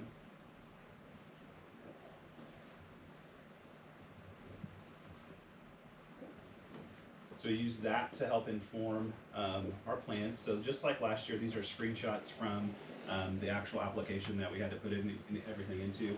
So if you have any feedback, if you'd share that with Adam or I, we'd appreciate it. So again, we're picking quality instruction, the structure as the fundamental. The structures are professional learning and tiered systems of support. Again, these are screenshots, and those counting every single space and period and all the things in there. So why do we think that this is the right action for our school? While we want to make sure that we have, we're going to continue to hold ourselves accountable for high quality professional learning, looking at the data that we have with our student performance, we have some needs and opportunities there. And so we really need to figure out, analyze the data, look at professional learning to help really target what's happening within our school for kids. The next one is what data did we look at? And so again, last year we had perception data based on what the teachers said. It wasn't hard student data, so we looked at perception data. We've also looked, every time we've had professional learning this last year and a half, I've sent out a survey to get thoughts from teachers. And so again, you've seen some of that information too. And then with our screening data, our fast bridge, it's inconsistent. Grade level to grade level, building to building. We have some really bright spots. We have some spots that we need to figure out some of the things that are happening there. So we really just need to have a better plan and how to target all of that. I see a I question don't on know, your I face. don't know if that's the time to ask a question at all, but is there something besides Fast Bridge? I'm just, you know. Yeah, there are other I things. know Derby, I mean, I just, you know, I ask people, but, Mhm. I was just curious if there's something besides Fast Bridge. Yeah, Ames Web is something that people continue to use. Dibbles is something I use when I was in stuff. Yeah, so I think the district has had all of those. Fast Bridge is what's talked about in the state the most right now. So again, these are the two structures that we're using, and this is just a brief action of what we're planning to do and who's going to do the work. So again, professional learning to improve instruction, and then it's really everybody that's doing work. Classroom teachers, our new strategists, all of those content area folks. And then the next one is tiered systems. So it's really looking at high quality instructional materials. So last year we developed that curriculum adoption schedule, which next month I'll bring you elementary math. Get ready to spend some pennies on that. I have some of that right there. I'm showing Darcy because I got some of it today. And then we're also looking at those critical components of learning design. So what do we expect to be in place in every classroom, regardless of the content area? If I walk into welding, if I go into third grade math, if I go into a music classroom, what should be present all the time in those classrooms? And what's that expectation level look like? So that's going to be collaboratively developed with staff, and then professional development around that, coaching around that, and then again, that's everybody. So after that, we have to select measures of progress, both a 6-month target and a 1-year target. So for PD planning, it's really just continuing the work that PDC's done. So looking at revising and updating the curriculum protocols as we go. We'll have a big push for secondary ELA, because Study Sync will be done, so we need to look at what's next with that. And then making sure that we're doing those adoptions according to the schedule, and that we're making sure PD is aligned to all of that. So when you see the math one that's coming to you next month, you'll notice in there that PD for every year is already being pre-purchased. That's just some feedback from our staff. That screening data, right now, it's we have a lot of different assessments that are happening, and so we want to make sure that there's a protocol so that they all kind of funnel into each other. And then again, the 1-year target, now that we know what everybody's doing all the time, how do we look at it in a very consistent way? This next one is this user-defined MOP is measure of progress. And so again, it's that what's that high quality, that high expectation for high quality instruction.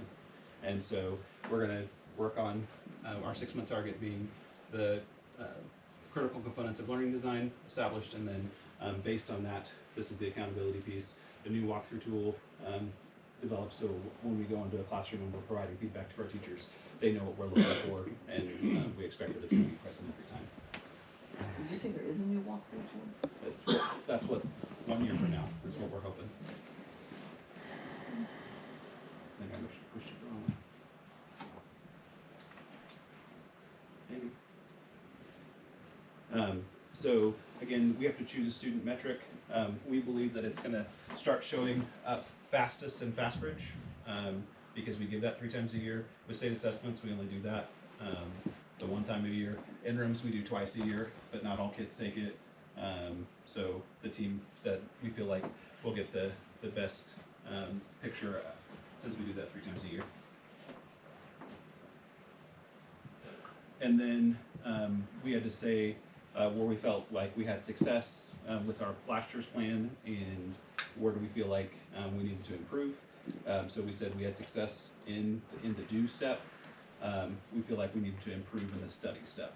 So, and the study step is specifically about how do we track what we're doing and then how do we communicate that out. And then this last question is what do we feel like we would work on next once we complete these things.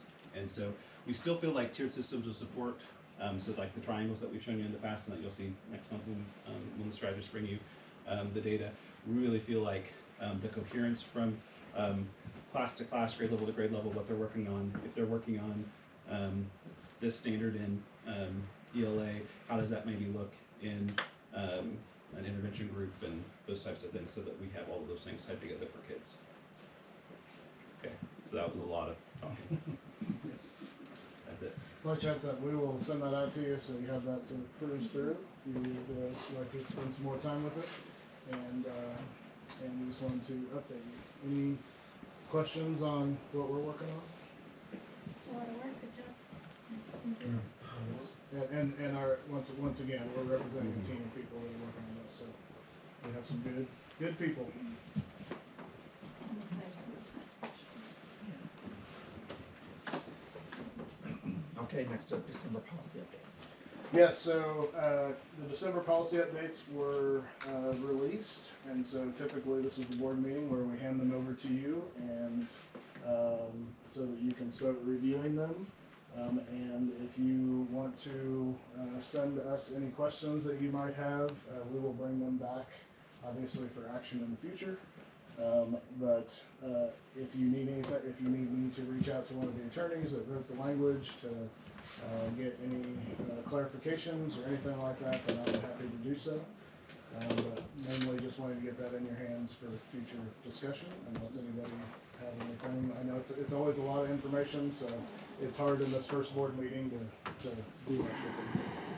Just wanted to put that out there and make sure you guys had it, and make sure you know you're supported if you have questions. All right, elementary structure and enrollment trends.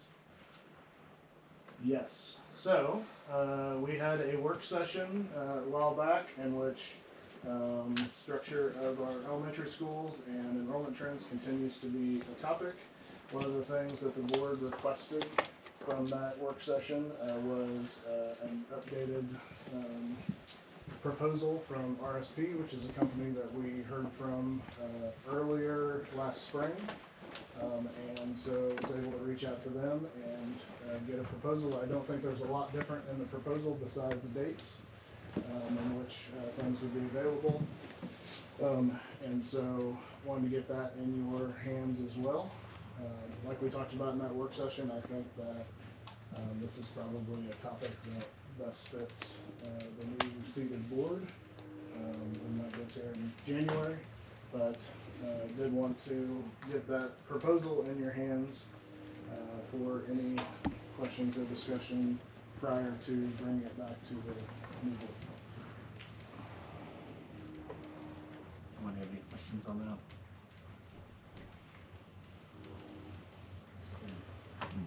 First action item, middle school food steamer. Yes, we had to replace the steamer at the middle school. So we had emailed out to you the information on that a while back. Ended up wanting to approve the bid for the food steamer from Webster. You have the bids there in your packet. It is the slightly higher bid. I think it's $77 more, but we have a faster delivery time, and it needs to be a quick turnaround for that. And so that is up for action this evening. Looking for a motion to approve that. So moved. Second. Okay, we got a motion and a second. All those in favor say aye. Aye. Opposed, say. Okay, next up. non-issue resolution. Yes, the board met in the work session, the Monday prior to Thanksgiving. We were all a lot skinnier back then, I know I was. We had so the board put that together. It was a reworking of the bond issue proposal that went out to the community in November. And so the discussion at the time was to revise that, and all that is in your packet, and then put language together to put that back out to the public for March 2026 election. And so all those materials are in your packet for discussion or action based off of those prior conversations. Do I have any questions? Now we're looking for a motion to approve this. So moved. I have a motion. Can I get a second? Second. Okay, got a motion and a second. All those in favor say aye. Do a roll call. Roll call. Roll call, yeah. Brandon Earl, Yes. Andrea Kreifels, Yes. Jason Newberry, No. Jessica Seeliger, Yes. Robert White, Yes. Jim Yates, Yes. Pat Zika. No. All right, administrative reports. Any administrators want to, who got left off? Chris? He's still back here. He's hiding. He thinks he's. Oh, Bob, yeah, I'm here. Bob's You need tired something? of talking. You guys have to listen? I get to talk? That's a good deal for me. Do you guys have anything you want to add to the? Just the craziness right before the end of the semester. Trying to keep everything lined out. It's a really important time right now because we're doing fast bridge testing this week. Trying to get it done before all the holiday stuff next week, but kids are working hard, teachers are working hard. You know, try not to get sick. There's a lot going on right now, that's for sure. Sure is. Yeah, it's bad. Yeah, those kids. Okay. Okay. Outgoing board member appreciation and board member comments. Yes, do we want to do board member comments or we want to do appreciation first? Do appreciation first. Okay. Andrea, Where's the who starts off? Jason, thank you so much. You've been a great mentor for years that I've been here, and we appreciate everything you've done. And learning from you has been a really terrific experience. I'm a bit of that. It's been a good 4 years, and I appreciate your guidance and everything you've done for us on the board. And you've definitely been a great asset on this board. Yes, thank you for many years. Thank you for putting up with all of our special meetings. I know those are your favorite. We haven't always agreed, but we've always been able to have a respectful conversation, which I really, really appreciate. Jason was the young man that came to me while I was on the board to see if he should pursue being on the board, and I told him yes. And probably all the people told Jason, don't listen to Bob.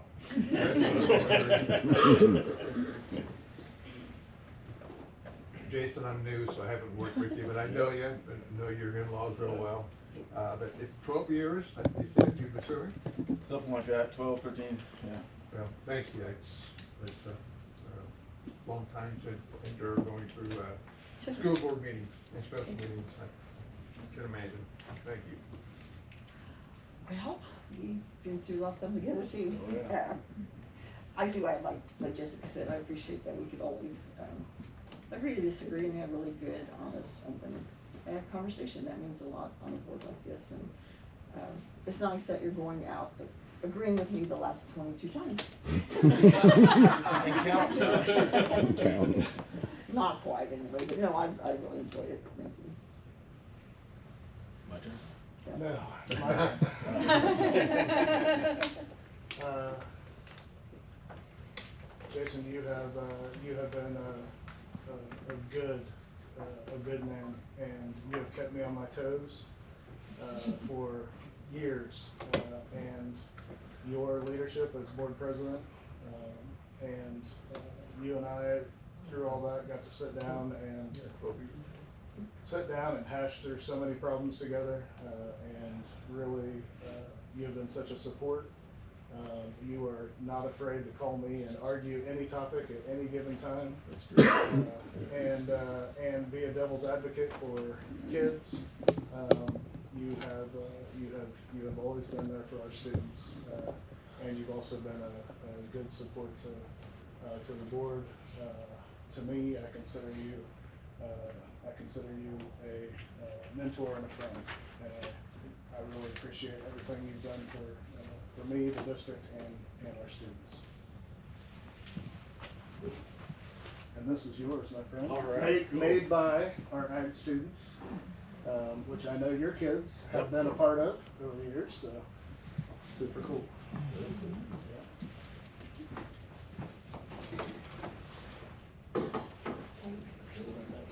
Oh, you can jump in there, Granny. No, okay, no problem. Jessica, do you want to? That's the best part. And I got Brandon hidden, so we're good. Thank you. So, yeah, it's been a long 12 years. Yeah, Bob, you kind of wanted to kind of talk me into doing this. It's been great. No regrets, really. It is a task. I don't envy you guys at all. You have some big decisions ahead of you. Just please keep in mind, students first, on everything you do. So, yeah, I'll be around. So, I'll be dropping in occasionally. I still got a kid in the system for now, so I'll still be stirring it up a little bit. So, anyway, great staff, great administration, and the board usually pulls together to get things done for the better of the kids. So, it's been a great 12 years. So, thanks. Thank you.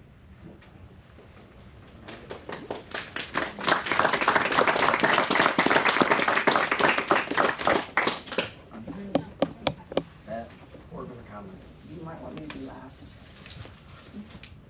Okay, I just really have a long list. I'm going to start with the reason I said all this career stuff. I think we need to seriously, and it's another new topic, but I think it's a really serious one. I think we need to look at revamping our curriculum in kindergarten program and early stages.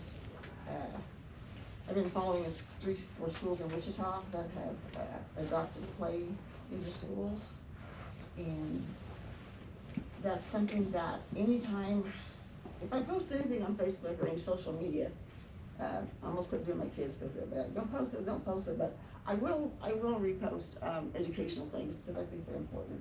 But anytime I do, I mean, it all comes back, yes, you know. 5th grade teachers are saying kids can't get along. They don't know how to role play. They don't know how to interact with each other. We just need to stop and pull back.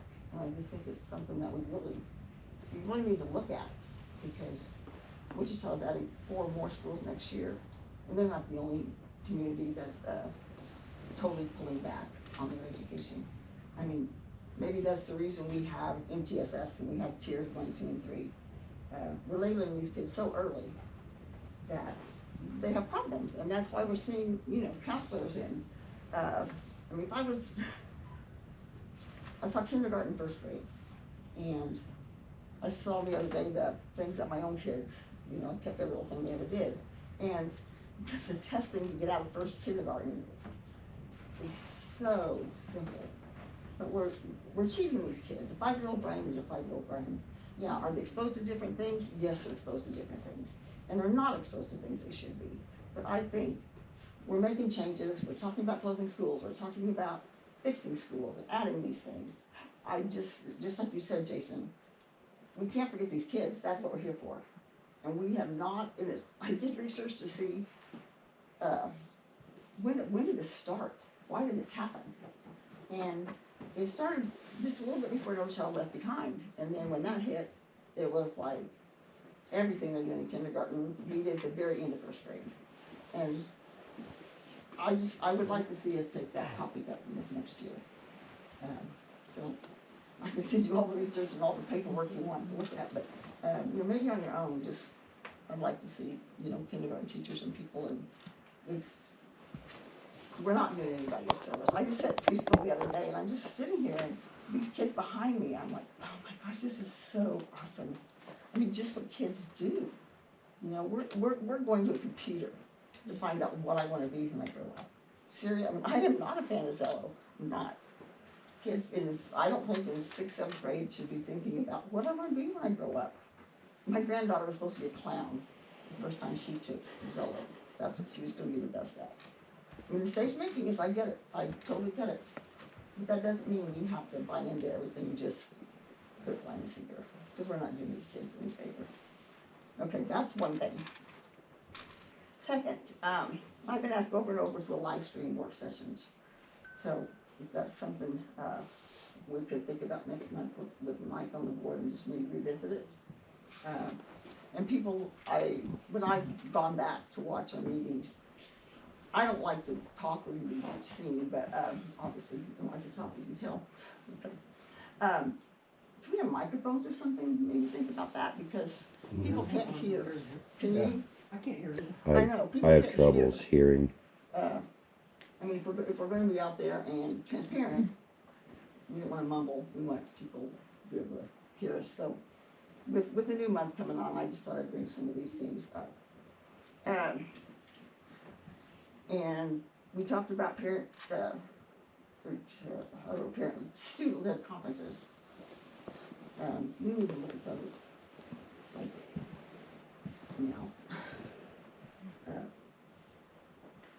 we've talked about it over my whole time here, and it's never been really positive, but we keep doing them, and we're really good about, I feel, bringing things up and then dropping them. Luckily, Chad agreed with me last time, so I feel like I've got somebody on my side. It's like having a mentor, you know, for high school, you know. That's where But we had having CrewCon. a CrewCon teacher They that had- you actually have a connection with, Yeah. I think is so important. But then we switched, and you know, like I said, Bibbs was the first one I went to. And I mean, great, I love our band, but he didn't know where from Adam. So I think we really need to take that serious in the new year when Mike gets on here. Intentional, purposeful play, that's on my list. That's what I've already talked about. There's been a lot of talk about computer time, held on the 1st of June. I think we need to look at that too, maybe not so drastic, but I think that's something we need to look into, just to start fresh. I think it was probably 2 or 3 years ago, I don't know why, but we were going through the ag shop, and there's all these boxes and boxes full of stuff, and it was workbooks. It was pencil paper things that came with our brand new curriculum that Jen had gotten, because that's what, you know, we wanted some of that, and it was in boxes, all piled up. Nobody ever touched them, nobody used them, kids never saw them. I think we need to look at that. I'm sure they all ended up in the trash, but I'm not even bidding anybody out, but, okay, sorry guys.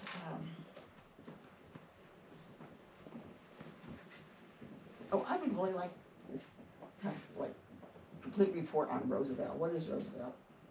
You know, you gave me really good information. I appreciate that, Adam. But I think it'd be nice if everybody else could see what Roosevelt is, and even the community. You know, they don't know what that is. And, You're right, I would hope to. you know, we want to do things to it, and I don't even know, and maybe it's time to look at it. It's been a long time since we've started that contract with them. Yeah, so maybe it's time to look at what we are doing, what we're servicing. And it may be great, but it doesn't hurt to look things over. I'm sorry to read here. Meal reimbursement, is there a new thing from the state as far as when we travel? I can pull it up, but I can't see for some reason, and it'd take me forever. Do you know anything about that, like a new thing from the state that we go by for travel expenses and lodging and We have a travel policy. what's that? Yeah. We have a travel policy. I'll have to see if I we think got there's a one. new one this year. You guys set the travel policy. It's not based off of the state. We don't go by that. Okay. That was as far as my attention. Well, I guess that's probably enough right now. But I am really serious about all these things. Absolutely. No, not this time. Nothing. I'm good too. Like Pat, I have some things that I'd like to throw out now so that we can discuss it with the new board. One, I agree completely with student-led conferences. It's been a gripe of mine as a parent for a while. I understand some of the thought behind it, but I would love to look into a different way and see if there's something. I just don't see the benefit. Yeah, I agree with that one, definitely. First, we'll start with fun stuff. Congratulations to the kids in the play. The play was great a few weeks ago. They should be very proud. They did a great job with the sets, with the production, everything. Yeah, I'm really looking forward to the musical. Everybody should make a point to go out and support them. They do a great job.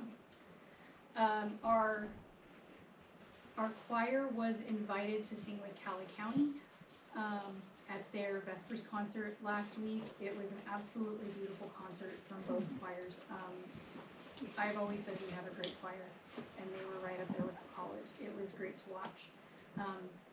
Band had a fantastic concert also on Friday. Congratulations to those kids. If you'd like to catch another music concert, middle school and high school have their Christmas concert on Friday. On Friday, so that's not to be missed. Science fair next Tuesday for anybody that wants to check that out. It's always fun to see what the middle school kids do. Andrea will probably bring some of this up too, but we did have the KOSB conference last month. I think we brought back a lot of really great ideas, had a lot of, learned a lot. Andrea and I did a local think tank on Friday where we sat with other schools in our area and talked about some of the things that are happening within our districts and how everyone is handling them, different ideas. A couple of things that I took away that I would like to throw out there to discuss next month with the new board. There was one neighboring school that they do a mid-month meeting. They do it as an actual meeting in case, so we don't have to be calling special meetings, just in case something comes up like this warmer that needed to be approved. They actually make it a meeting, but they do it at each school. That school had 7 buildings. So they do one a month during the school year over the lunch period. It's no longer than an hour, but it's a chance, the way that is set up is it is a chance for the students of that school to come in and present and tell the board what they're doing. It's a chance for teachers to come in and talk with the board about any concerns they have, for admin to show the board the school, and then, like I said, they call it a meeting, so if there is any kind of last minute things that need to be approved. No big issues at those meetings, just anything that might need to be done. So I would like to look into that. I thought that was a great way to get into the schools. And they did it during the school day so the kids could show them things. Second, and I think that in our discussion of CrewCon, this would be great. One admin mentioned at a former school, they did a student advisory committee. He mentioned that they did it in the secondary classes, and they were still looking for a way to do it in elementary, and I would love to brainstorm that too, but the principals actually chose students that would advise the board and admin. So it wasn't the student council, it was actually the principals going in and identifying kids from different walks of life, different things. And then that committee met once a week and had a meeting with principal, superintendent, assistant, and at least one board member just to kind of bounce some ideas. So they didn't really have an idea of how to do that in elementary, but high school and middle school at least. Just things I want to throw out there that we talked about that. So that's all. I'm gonna pass some talking. Yeah, I'm not gonna say much either. A great band concert the other day. I think there's a taco or something Tuesday. Like a band fundraiser, so if you get a chance, come up to the high school, participate in that. Listen to the band. I think the jazz band's gonna play or something like that. Anyway, that's all I got. Yeah, I don't have much either, just covered everything at KSB that I was gonna say, so good, and,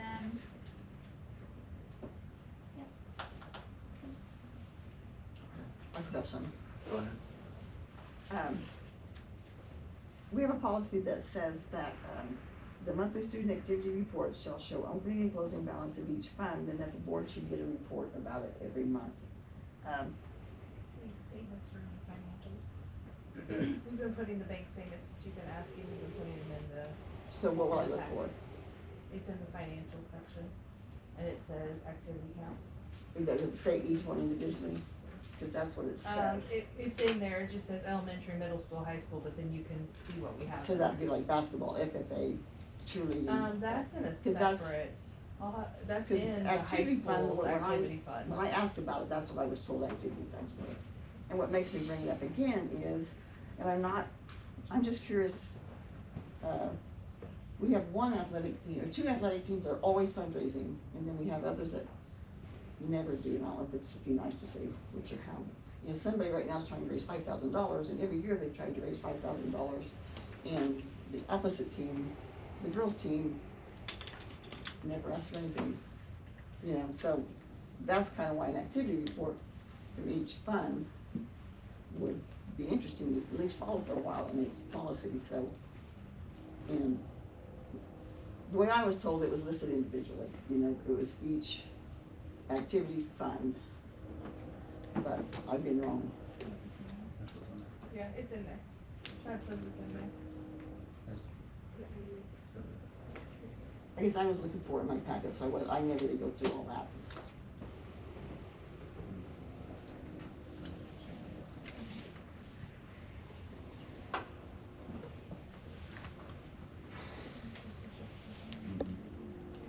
Each student activity, it's just a policy, each student activity fund shall have an employee in charge, which I would assume is the person, the coach or whatever. It's DK is the policy number. It actually gives out the printout, kind of like what you do for Skyward for us, for the district one, it's in there. So, can you tell me exactly where I go look? Cause I was I just read it as it'd be my board packet, but I guess it is, it's hard to find a way. It's under financials, sorry. HRT, I think.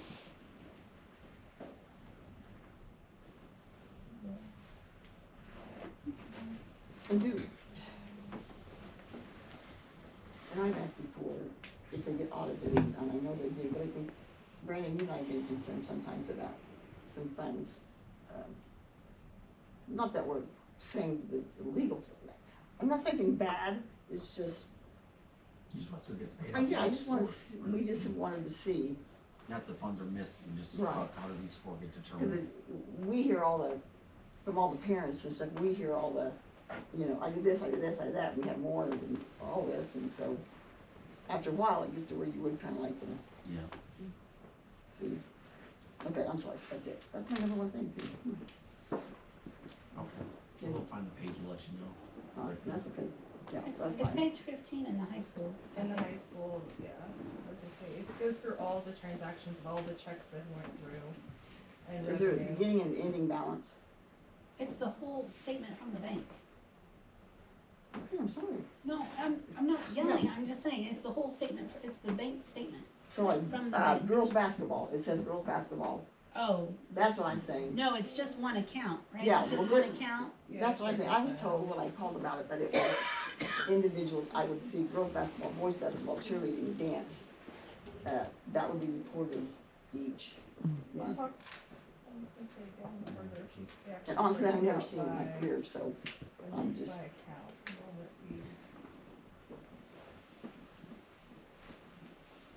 And sometimes you would kind of like to know what you're doing for. I mean, I give a lot of money. You'd kind of like to know what are they doing with it, because I don't see coal and. Okay, that we'll just talk about later.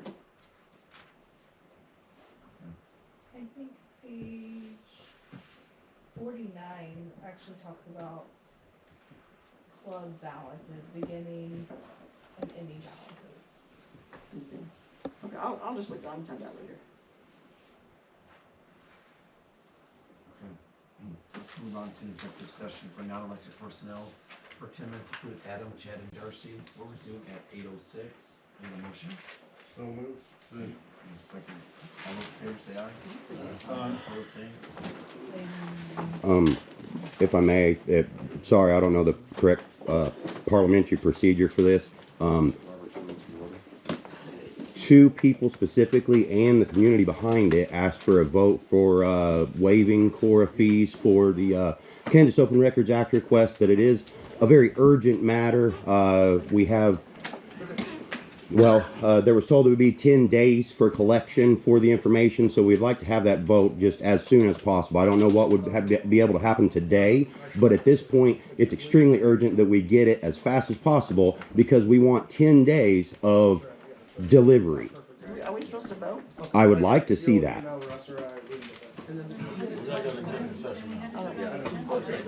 we're already in executive session. All right. What other day? So I'm waiting.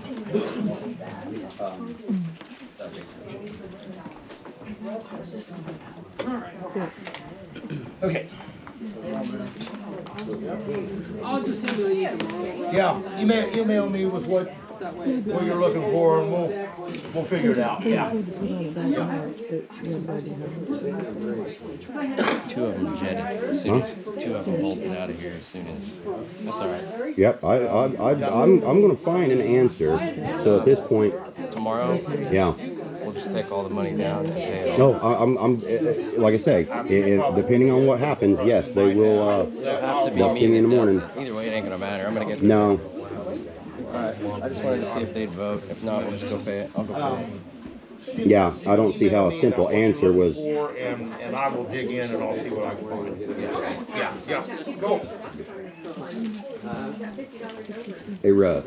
Yes. The picture you took with Newberry and the thing, would you be able to send that to me? That was really nice. Yeah. You got a nice close-up picture. Yeah. Thank you. Yeah, I can do that. Thank you. Yes. Okay, so, the proposal that was given to Just get the planning and zoning and on we Wednesday. put that in the board packet online. I sent you an email and asked for that, because it's once it's presented in board meeting. Right. So can you put it in the board packet online, or can you just email? I think I had it in there already. Maybe I overlooked it. Yeah, I think I'll double check it here in a minute, but I think I had it in there already. There's like 5 of them. Yeah. There's like The 5. enrollment, for the enrollment, closing of the school, remember how we had that meeting, talk to the guy, they were gonna do the capacity and all that, that's. Oh, that's not in there. Yeah, that's where I left it. That's not, that isn't something that we gave to the board. I think Adam said he sent it to them. Oh. He said it was very similar, the only thing that had changed was the dates. I know what they're doing. We had sent it. Oh, that from that proposal for boundaries. Pretty sure I've got it in there. Yeah, I pretty much everything when I get the board, when I get the stuff to the board, I put it in that. 15%. Yeah, I know. I know, they're busy, they're. I'm not interested. Just, you know, kind of. I stared at that for so long, I don't see it. Contacted Anita Wallace, and she was contacting. I know that's right. She's very interested. You know that's right She was too. also interested. Oh, Annette Lawless, yeah. Her and. Oh, and another one film, from okay. Fake News. Oh. Interested in what the board's doing with this and not in a good way. Getting educated. So I told her. Yes, there you go. And I thought it was 806. just 806. Thank you, sir. Uh-huh. So I said, you guys are talking about it, like, and I'm very interested, she's not on your side. You didn't hear that? No. She heard the $1,200. I don't understand how no one addressed that elephant that I put in front of them. Well, yeah, they're just gonna ignore They it. don't present bills individually. Alright, they're just gonna ignore it, but I thought when it starts coming, and I like Anita Lala, she's got teeth. She's really good, she's got teeth, she doesn't really, I think that's why she was probably. But. Okay, so yeah, so Anita Wallace, she was on Fake News. Hmm? She's No. really good. No? I forgot I had that. That's a good eye. When she was still working for Kate. Yeah. That one. That's hilarious. Yeah, proposal. That's an old one. Oh, no, you got it. Okay, you got the pen. Yeah. Yeah, that's I funny. mean, just other sides of I don't know where the hell I got that long time. When she was with Kate News, I think she was pretty much on a really tight leash. And she was, whenever she was fired like a year Oh my gosh. ago, I think she It's a snoozer. do some stuff that didn't go along with the mainstream. Yeah. And she got fired for it. Okay. So, I don't think they give them a lot of leeway. They don't These chairs are at all. enough to run you off. She's been doing some stuff like, I won't say conservative or liberal, but just honest. Yeah. Probably hear from my loud voice. I really, really hope that, you know, they have to explain something. $6,000 on an election, running a risk of vote no less than $6,000 versus. I do believe that means that's what they voted in. I heard him saying The March most, election. I think that's what they voted for a yes. I don't know exactly what the, I'm just curious as to why. yeah. It ain't gonna matter either way. KORA. Well, I think they refused his. Did they flat out refuse your KORA? no. No, they don't. No. They put $1,200 on it. Here it is. Well, I know yours. Oh, No, okay. oh, Well, that's what statutes I wrote up his They KORA. took Oh, it. okay. So were they both $1,200? No, They just quoted the single. Three Oh, I people, see. three Yeah. people have been quoted $1,200 for similar requests. This is the request that they want $1,200 for, and they made me pay $90 for this, 16 pages, 2 job descriptions, and some salary sheets. That says, they say they took that 3 hours to create that and send it to me. I can barely turn my computer on, and I can do that in less time. If one of my employees said that took 3 hours, I would fire them. End of story. If I turned that into my boss and said it was 3 hours, I would be fired.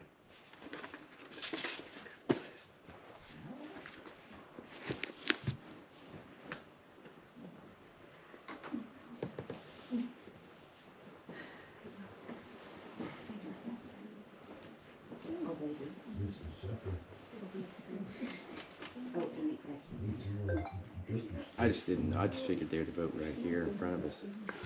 That's what I was kind of expecting, but I don't know. I don't know what the parliamentary procedure for any of this is, so I'm just... Look up Robert Rules of Order. Same way with the church. I just say what I say, and people listen or they don't.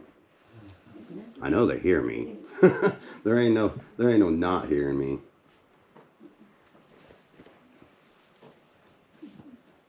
Be honest with people. People, I feel like are very giving when it comes to the schools. I think people would be very much more willing to you know, okay, you need money for this or that, if they were honest and open about everything. I see similar ambiguous statements being made about those parking lot replacements. That's a new parking lot. That's all it states. It doesn't say reseal. It doesn't say seal the cracks. It doesn't say tear out. It doesn't say we're creating an additional space for all new spaces. We're not doing anything with the current parking lot. We're creating a whole new one. It doesn't say anything about that. Same ambiguous talk that was in the last bond about replacing roofs, which they apparently did not do. They still have an $800,000 bathroom on the agenda with that bond. I think they pulled that off. I don't know what the final agenda ended up or the. So.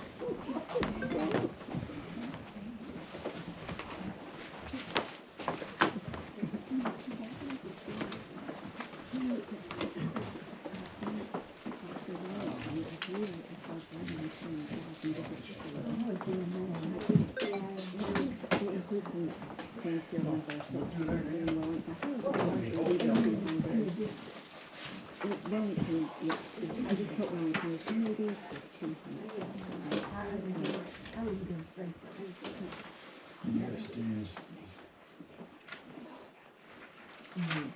Mm-hmm.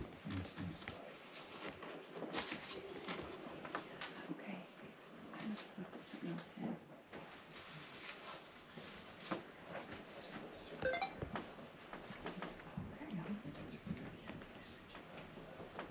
Okay, we're back in open session, no action was taken. And go to executive session for student matters for 5 minutes, include Adam, Chad, and Darcy. We'll resume at 8:11. 5 minutes. Your motion, need a second? Second. All in favor say aye. Aye. Any opposed, say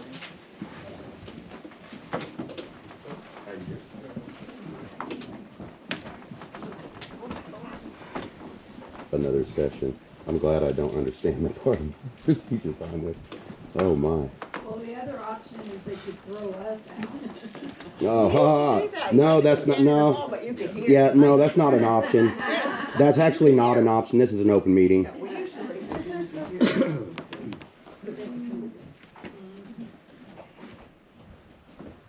there much left on the agenda?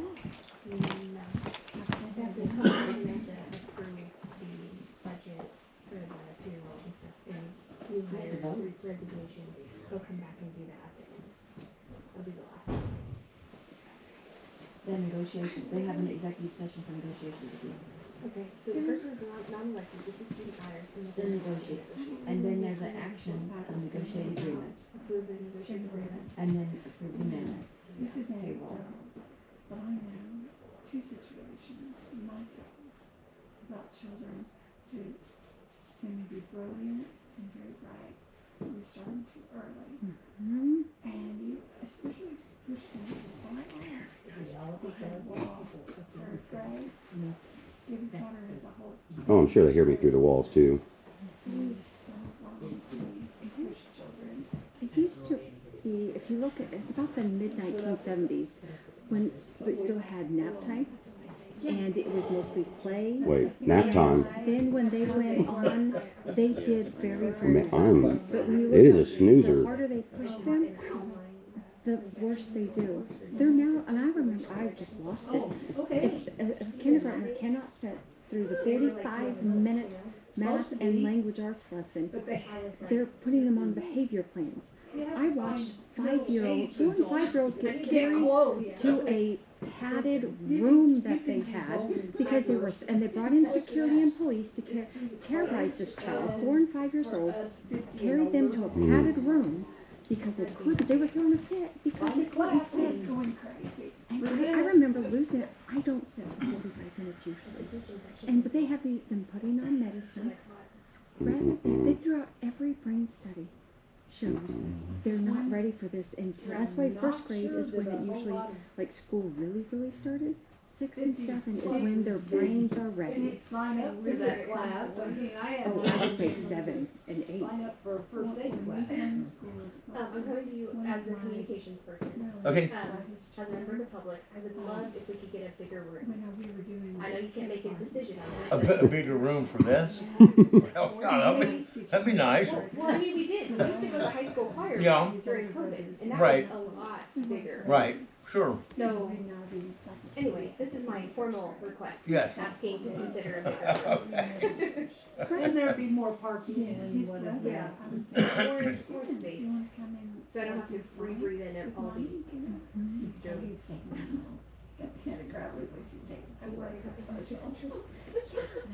Or Russ, could you just put in a better filtration system? Yeah. I'll get on that too. I'll take care of that. You got mics, you got good locations. You guys, you got HEPA do filters. you realize what a peon I am in this whole process? You're the could best. beat us. You can do all You're the this. best You're a peon. coffee mate too, Russ. Most of them,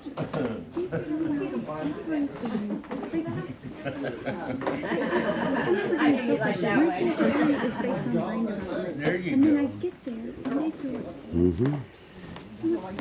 everything that you know. Oh, to me. that Yeah, they oh, know okay. I about thought you meant development, in they general. feel Okay, okay, I got you. it doesn't. So what?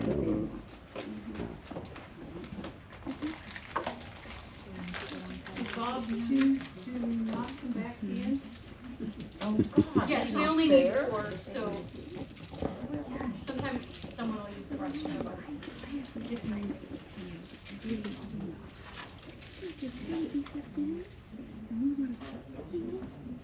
My kid currently just wants to drive fast, and you know, I mean, I cannot imagine. Jason, is he still involved with this? Go. Okay, we're back in open session, no action was taken. We're gonna go back into executive session for negotiations for 10 minutes, include Adam, Chad, and Darcy. We'll resume at 8:21. So moved. Got a motion, can I get a second? Second. Second, all in favor, say aye. Aye. Quick one. Wow. Exercise. This guy is gonna be around on Monday. Learn something new every day. I You guess. gotta- it's the way you gotta do it. Hey, get your steps in. Put, get your Fitbit turned on. So, the 12th Why can't we maybe? just No, that's go not. down here? You still gotta go this way? Yeah, We're gonna see if we can bombard you. Yeah. And they don't let me in those. It's Monday afternoon. Yeah, I don't swing that way either. Huh? Me? Oh. Nice. Monday afternoon? Oh, I made a pot a couple days ago. Did you? Yeah, I got another one left. So, oh yeah, I like it. It's good. Yeah. Yeah, it's a good blend. Yeah. And Charlie.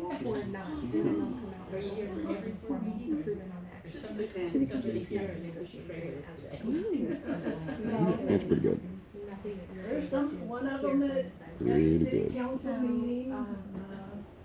You don't necessarily have them at Got 4 more members while sitting here. at the sheriff or deputy does show up every once in a Oh, while. it's not the 12th. I don't know. Today's the 8th. That's right. Today's the 8th. So whatever next Monday is. Yeah. So we're $50 over 1,500. Oh, oh yeah? I just, this was our What? last Let's Monday keep of going up. co-op, Over so the top of the goal? Yeah. What? Yeah. No way. Yeah. Okay, well, I mean, That's what she told me. that's good, but I really, really, really want a good situation to occur. I really want a transparency vote. It's really.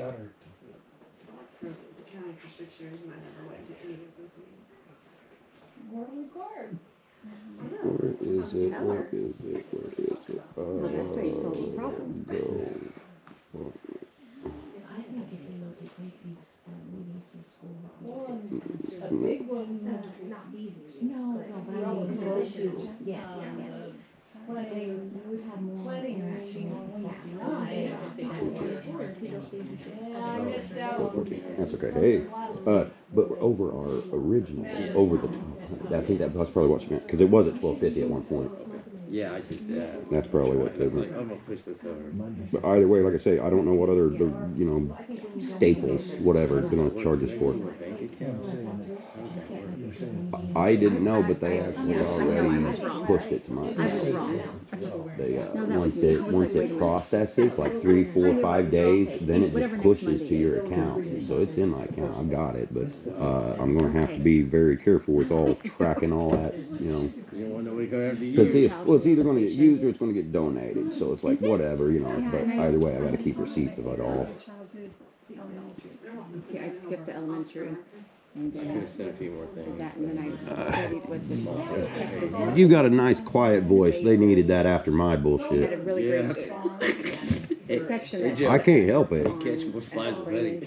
Well, yeah, thanks. I'm not trying to be loud. I have a personality and a bad, I can't control it. I have bad verbal, like I said, I've got neurological issues to start with, so, and then I can't hear well. it causes the same brain. There's a lot of, I talk loud and I don't care if you don't like it. That was I can't, fascinating. you can't arrest me for loud. Shh. Yeah, shh. Be quiet. Probably heard that before. Probably have. I have a tease. Someone that she knows that wants to do foster care. They look at it like they're gonna be just like, getting a child.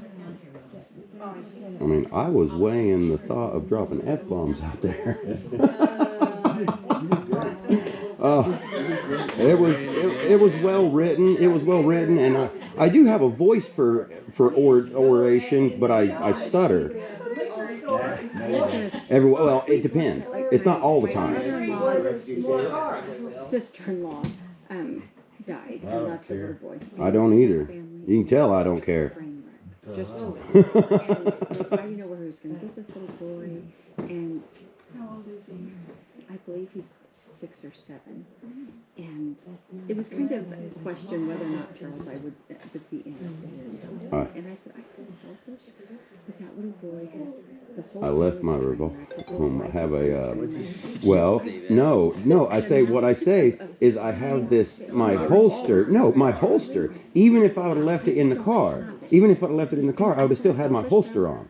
So I left the entire thing, so I wouldn't even be, just wearing but I wear it all the time. Why should I not wear it in here? Not that, of course I can't bring the thing in here, but, my holster, it's nothing.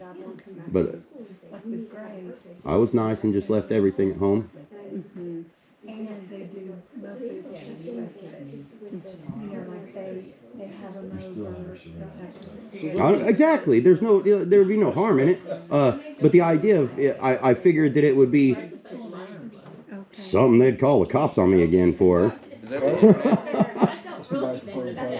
internet? Probably. Oh, is it? I thought it was like the internet. Well, how come we can't hear anybody when they talk? They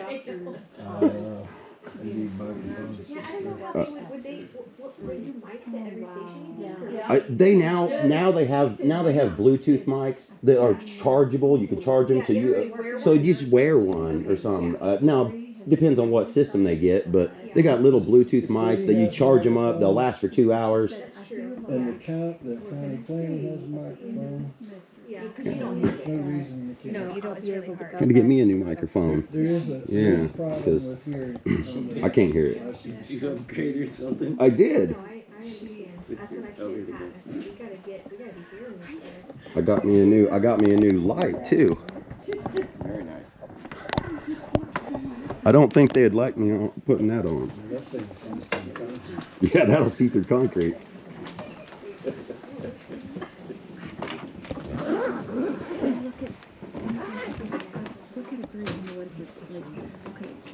This child would need this, just guaranteed, and I'm trying to figure it out.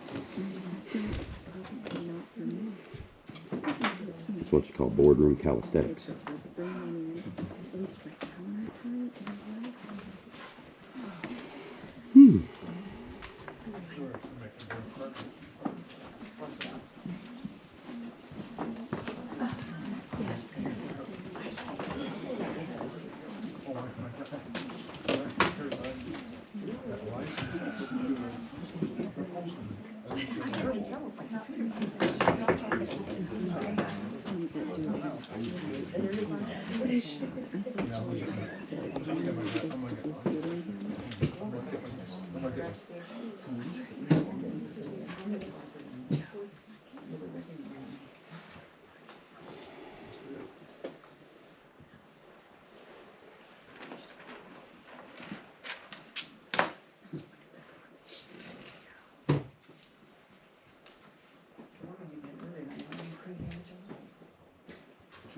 I usually am.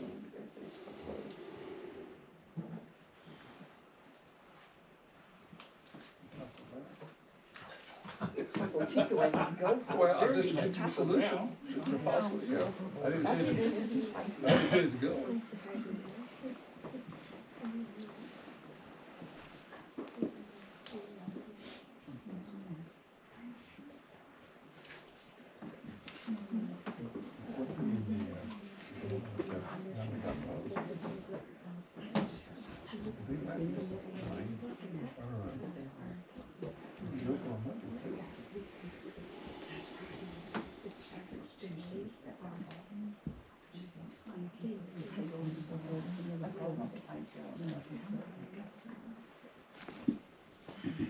Who's doing just tacos tomorrow? The band? 4:30. I'll throw Derby now first. That's what I put on my calendar. In the commons there, at the concession stand there. 1:30 to 6, yes, or should we sell out? Yeah, he didn't say what times it ended, just 4:30. Taylor's oldest now is playing freshman at Derby, and she's playing JV at Derby. Freshman at 4:15, and JV's at 7:30. It's from the boys' team here. We're back in open session, no action was taken. Next on the agenda is the action item, negotiated agreement. Yes, so the board finished up their work with the teachers on negotiations, and the teachers have ratified that work, and so the changes to the negotiated agreement are in their packet and available for action. So we need a motion to approve the negotiated agreement. Second. Yeah, what I said, Bob. Alright, Bob motions, I need a second. Second.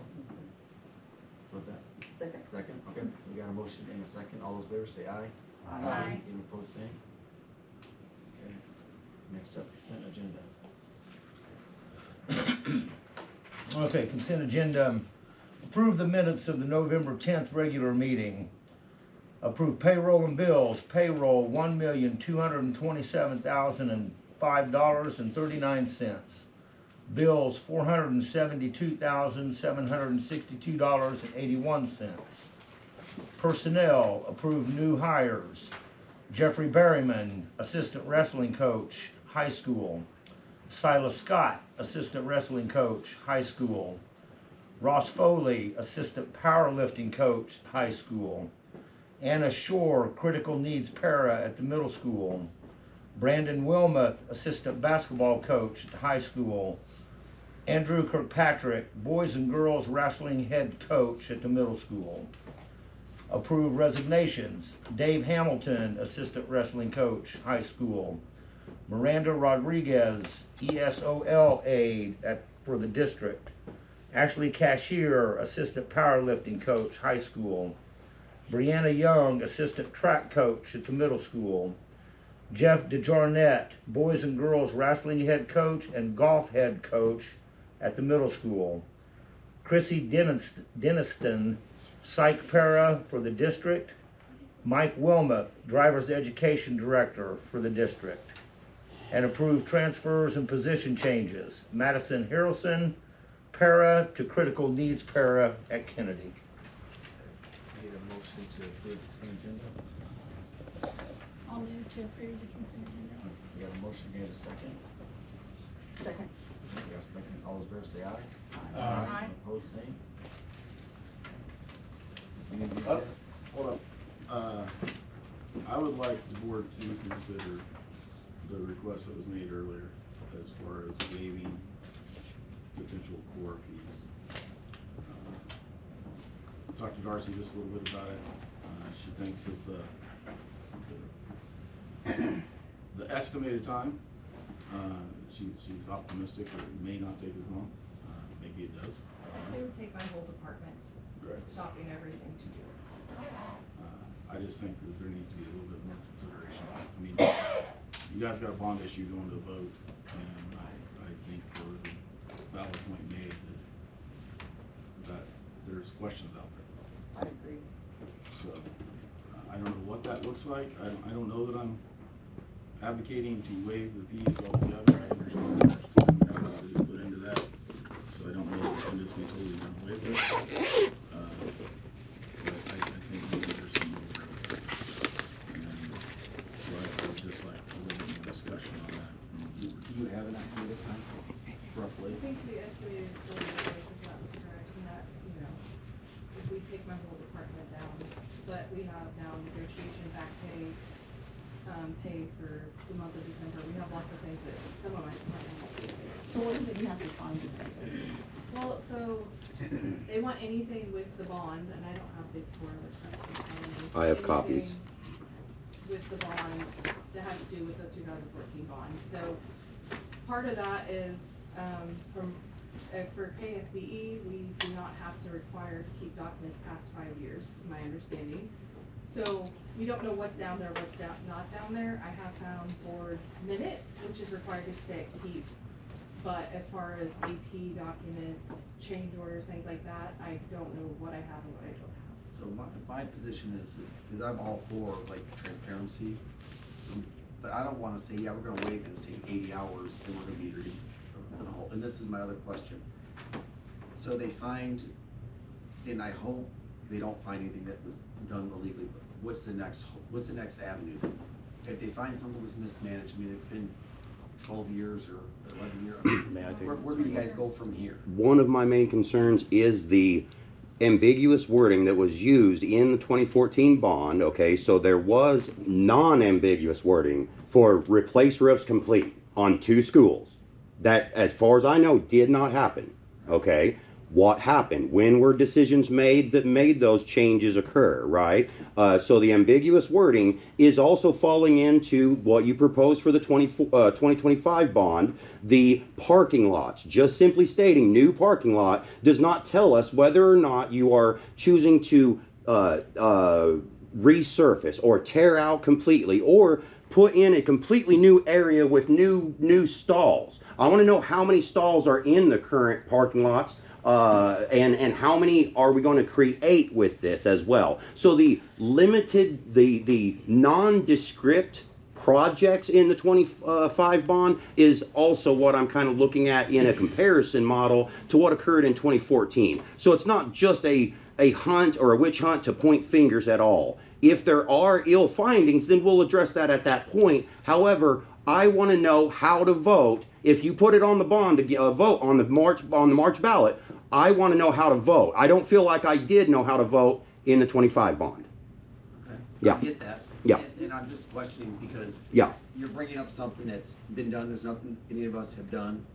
Right. No one here, that we're trying to, things need to be done in these schools. As far as I know, there's 2 Hold on still. 1 second. Yeah. So if we're trying to do things for the students and for the kids Yeah. and all that, and you keep attacking, because I see the stuff online, of this stuff, this is nothing with this board, so we're trying to move forward. Okay. So I don't understand why you're trying to go backwards and bring something up from the past. Okay. There's nothing we can do. I don't see anything as an attack. I don't see anything as an attack on you. I am attacking what occurred, okay? The misstatements, what occurred, we don't know. The last work session, Jessica Seeliger brought up the idea that no one was here at the time that remembers what exactly was done. Those were your words. No one here knows exactly what was done. That's what I want to know. What you guys don't know, what is in those boxes in the dungeon basement. Here's what I do know. Yeah. I do know that of the 5 schools that we still have proofs on for the bond, Yeah. I have pictures from teachers of water coming into their classrooms. Okay. That's Currently. not conducive, currently. Yeah. That they have sent them during our last rainy season, during last things. Okay. That is the proof that I need. In the I'm 24. gonna stop. Okay. I just wanted to add that. However, I think that was more explaining my vote. Okay. Okay. When it comes to this decision, one of the emails that we received to speak tonight, I recognized a former last name on one of them that was the name of someone who was in a legal matter with a close personal friend of mine. Okay. So that is as far as I'm going to go now, and I'm going to abstain from the rest of the conversation Yeah. and any potential vote as to not show any. Gotcha. So what I would state on the leaking and such, there were in the 2025 and 2024 building facility assessment, 3 schools have the word roof in their sheet, and 1 has the word leak, and it was only attributed to the HVAC condensation on that one. So why are we supporting 7 roof replacements? That's my point. Is there certain things in this bond that seem to be ambiguously? So my intent is not to relitigate whether we're gonna have a bond issue or not. No, My intent is totally. to talk about whether we're gonna waive the KORA Yes. fees or not. So we don't need to be relitigating the bond one way or the other. That was already decided tonight. It's going to a public vote. Yes. So we need to talk about the KORA piece of it, and that's it. May I? Do we want to waive the KORA fees, or do we not want to waive the KORA fees? Simple as that. My Do we point wanna was they set are a- related. Do we want to set a stopgap? Like Brandon said, I don't want to say we're waiving them, and then we end up spending 6 months trying to find this information. And if I may, I'm and sorry. tying up all kinds of time. I'm sorry to interrupt you, Mr. Newberry. I am not trying to attack this board in any way, shape, or form. I love Wellington. I love our schools. We love our kids. And Wellington supports Wellington, period. My reasoning behind all this is to see where the money went for the registered voters. I know it had nothing to do with this board. Okay, we know I want to move forward, and as the litigation you mentioned, it was probably me, but that's neither here nor there. I'm a different person now. I'm speaking for the community. I'm here for the registered voters, and as far as I go, I'm nobody, but we have 8,000 registered voters, and that's all I'm here for. I'm not here to tick anybody off or to take her and her whole crew down in the basement. You know, as far as I'm not comfortable voting a no charge. Now, if you want to continue, because I know you fundraise for this. We've offered, there's been people that offered to help search through the boxes, but we've been told that it could be possibly mixed with personnel files, so we can't do that. Oh, real quick. Yeah. You got in the funds. Yes. If you want to go ahead and assign this team to do that, great.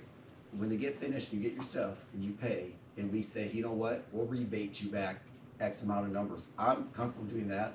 I'm not comfortable right now making a vote saying, no, we're gonna waive that fee. What I would say, the fundraiser funds shouldn't have anything in this discussion. The fact that I was able to get the community's backing shouldn't have any part of this. Taxpayer dollars when you're talking about taxpayer dollars, if to go down, it's not a waste. I'm not, The- don't put those words in my mouth, but Yeah. if it takes them 6 months, that's That's what the community is asking you for. I think what everybody's trying to do is Yeah. just be more open, more compassionate to all of our concerns. You know, Yes. nobody wants to make anybody angry or pay more than they should. You have a right to do what you're doing, absolutely. I'm Thank shocked you. that the courthouse doesn't keep that kind of stuff. You know, I don't know. I think it should be somewhere myself, but it's not, and it's not easy to get to.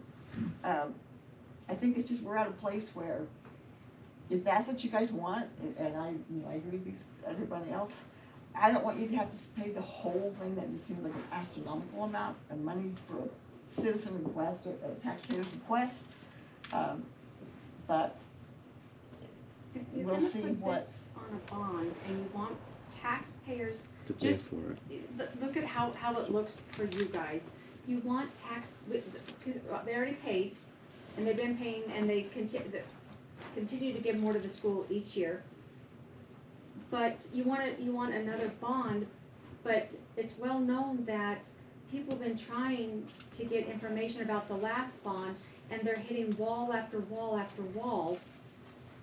Before you go and ask for another bond, when paid for by the taxpayers, and yes, but yet taxpayers have to pay again to get it, think about how that looks for you guys to say, we want more money, But no, you cannot see what was done with the last one. It's not about putting blame, it's about Right. transparency, and you guys are, and I'm not saying intentionally, I'm saying the way it's looking for you guys is that you're throwing up walls to keep the community out. And if you want people to vote, you're gonna have a much easier time getting that bond if you will actually be transparent, because right now, this doesn't look good at And all. I totally agree with you, and I'm hoping that you're all incorrect in the bonds correctly, but because. I have there's- no there's- idea, and I'm right, not saying it there's was things in or place, there's wasn't. audits, it's not like we're lying in our pockets, we've seen that stuff. The energy we're spending on this, our schools still need desperate help. Yes. We still have leaks in the roof. I don't care what happened in 2014. We gotta look at the future, and if we don't Yes. fix these things right now, we're gonna be up a creek, because I work in the building industry, and you all know. If we water don't learn bills. from the past, we'll be in the same boat. I get that, but we're, Every decision that was made in the 2014 bond was made in an open public forum, just like this one. Right, but people have Every a right single to one know of them. where the Okay, money- and there were And financials there were made, and there were contracts made, and they're likely in the basement, as we were explained. So if they are, we would just like to see them. What I would like to do with that data is to piece together a lifespan timeline narrative of the infrastructure you're looking to replace. That's what I want, that's what the community wants. so what I would recommend then, exactly what I said, I'm not gonna vote to waive it completely. Let's see how many hours it takes, I'm not gonna do that, I'm not gonna open stuff, but if you wanna give her X amount of dollars, Marcy, or Darcy, you go down and say, here, I've gotten. What is X? Whatever you wanna give over. No, you are the agency. What is X? I don't know what the hours, so it's what, $30 an hour, you're saying? That's what I've been charging. Okay, so let's start with 10 hours. Let's see what $300 takes you. Let her pull the 10 hours worth of stuff. If you say you need more, I'm not gonna tell you, yeah, it takes 6 I like that. months. If you want I like some of that. and then we can play it by ear, and we'll be fair, and then if it comes back and it was like, she found it all in $300, then come back to the board, let's take a look at it, and we can possibly reverse. We're not hiding anything. I think a point that's trying to be made by all these people is that the public, the public wants you to want to dig and find out what happened to that Believe me, money. we do. We want you to do it, But without us. And I totally get that, but this was We also. feel like we're pushing. No, I but I don't think you a understand boulder the amount uphill. of time that some of us put into the Board of Education in this job outside of this board. I'm sorry. I don't know if a lot of people know the time that a lot of us put in outside of this boardroom. Oh, And the no, calls that we have been making and the questions we've been asking. I personally have called former board members, talked to them. I have called other agencies asking for information, and I also have hit brick wall after brick wall. It's not that we don't want to. It's not that we don't want to. It's that I think most of us have come to a point where we realize that we need to look at what is happening in the schools right now. Our number one job, as Jason said earlier, is to do what is best for the students and what is best for our teachers. And right now, a new roof over their head, at least 5 of us agree, is the best thing. I just want to say, just going forward, today's a lot different than 2014 as far as how files are stored. Everything's going to be filed electronically, right? And so they'll be able to recall that just because the technology has changed. So I have comments towards that as well. There's been six years of a new administration and boxes down in the basement that seem to be mixed with personnel files and the data that we're looking for. So 6 years without file cabinets or the Dewey Decimal System, it's not our fault. All right, so so we can end this meeting. Are we good with starting off with 10 hours? Are you good with starting off with 10 hours, giving it 300? I like that idea. Are you good with that? Let's see where that gets us, and then we can kind of base it. We have to make it start. I say let's get started, see what we got. Well, this is Maybe all let's just do over, those let's meetings work on that in the basement, minutes. for God's sakes. Because it did have to be. Stay like that. Yes, I'll mention, I wanted emails and everything. There's more than just what's in that basement. Anything electronic as well. All right, this meeting is adjourned. Thank you. Everyone. Thanks, everybody.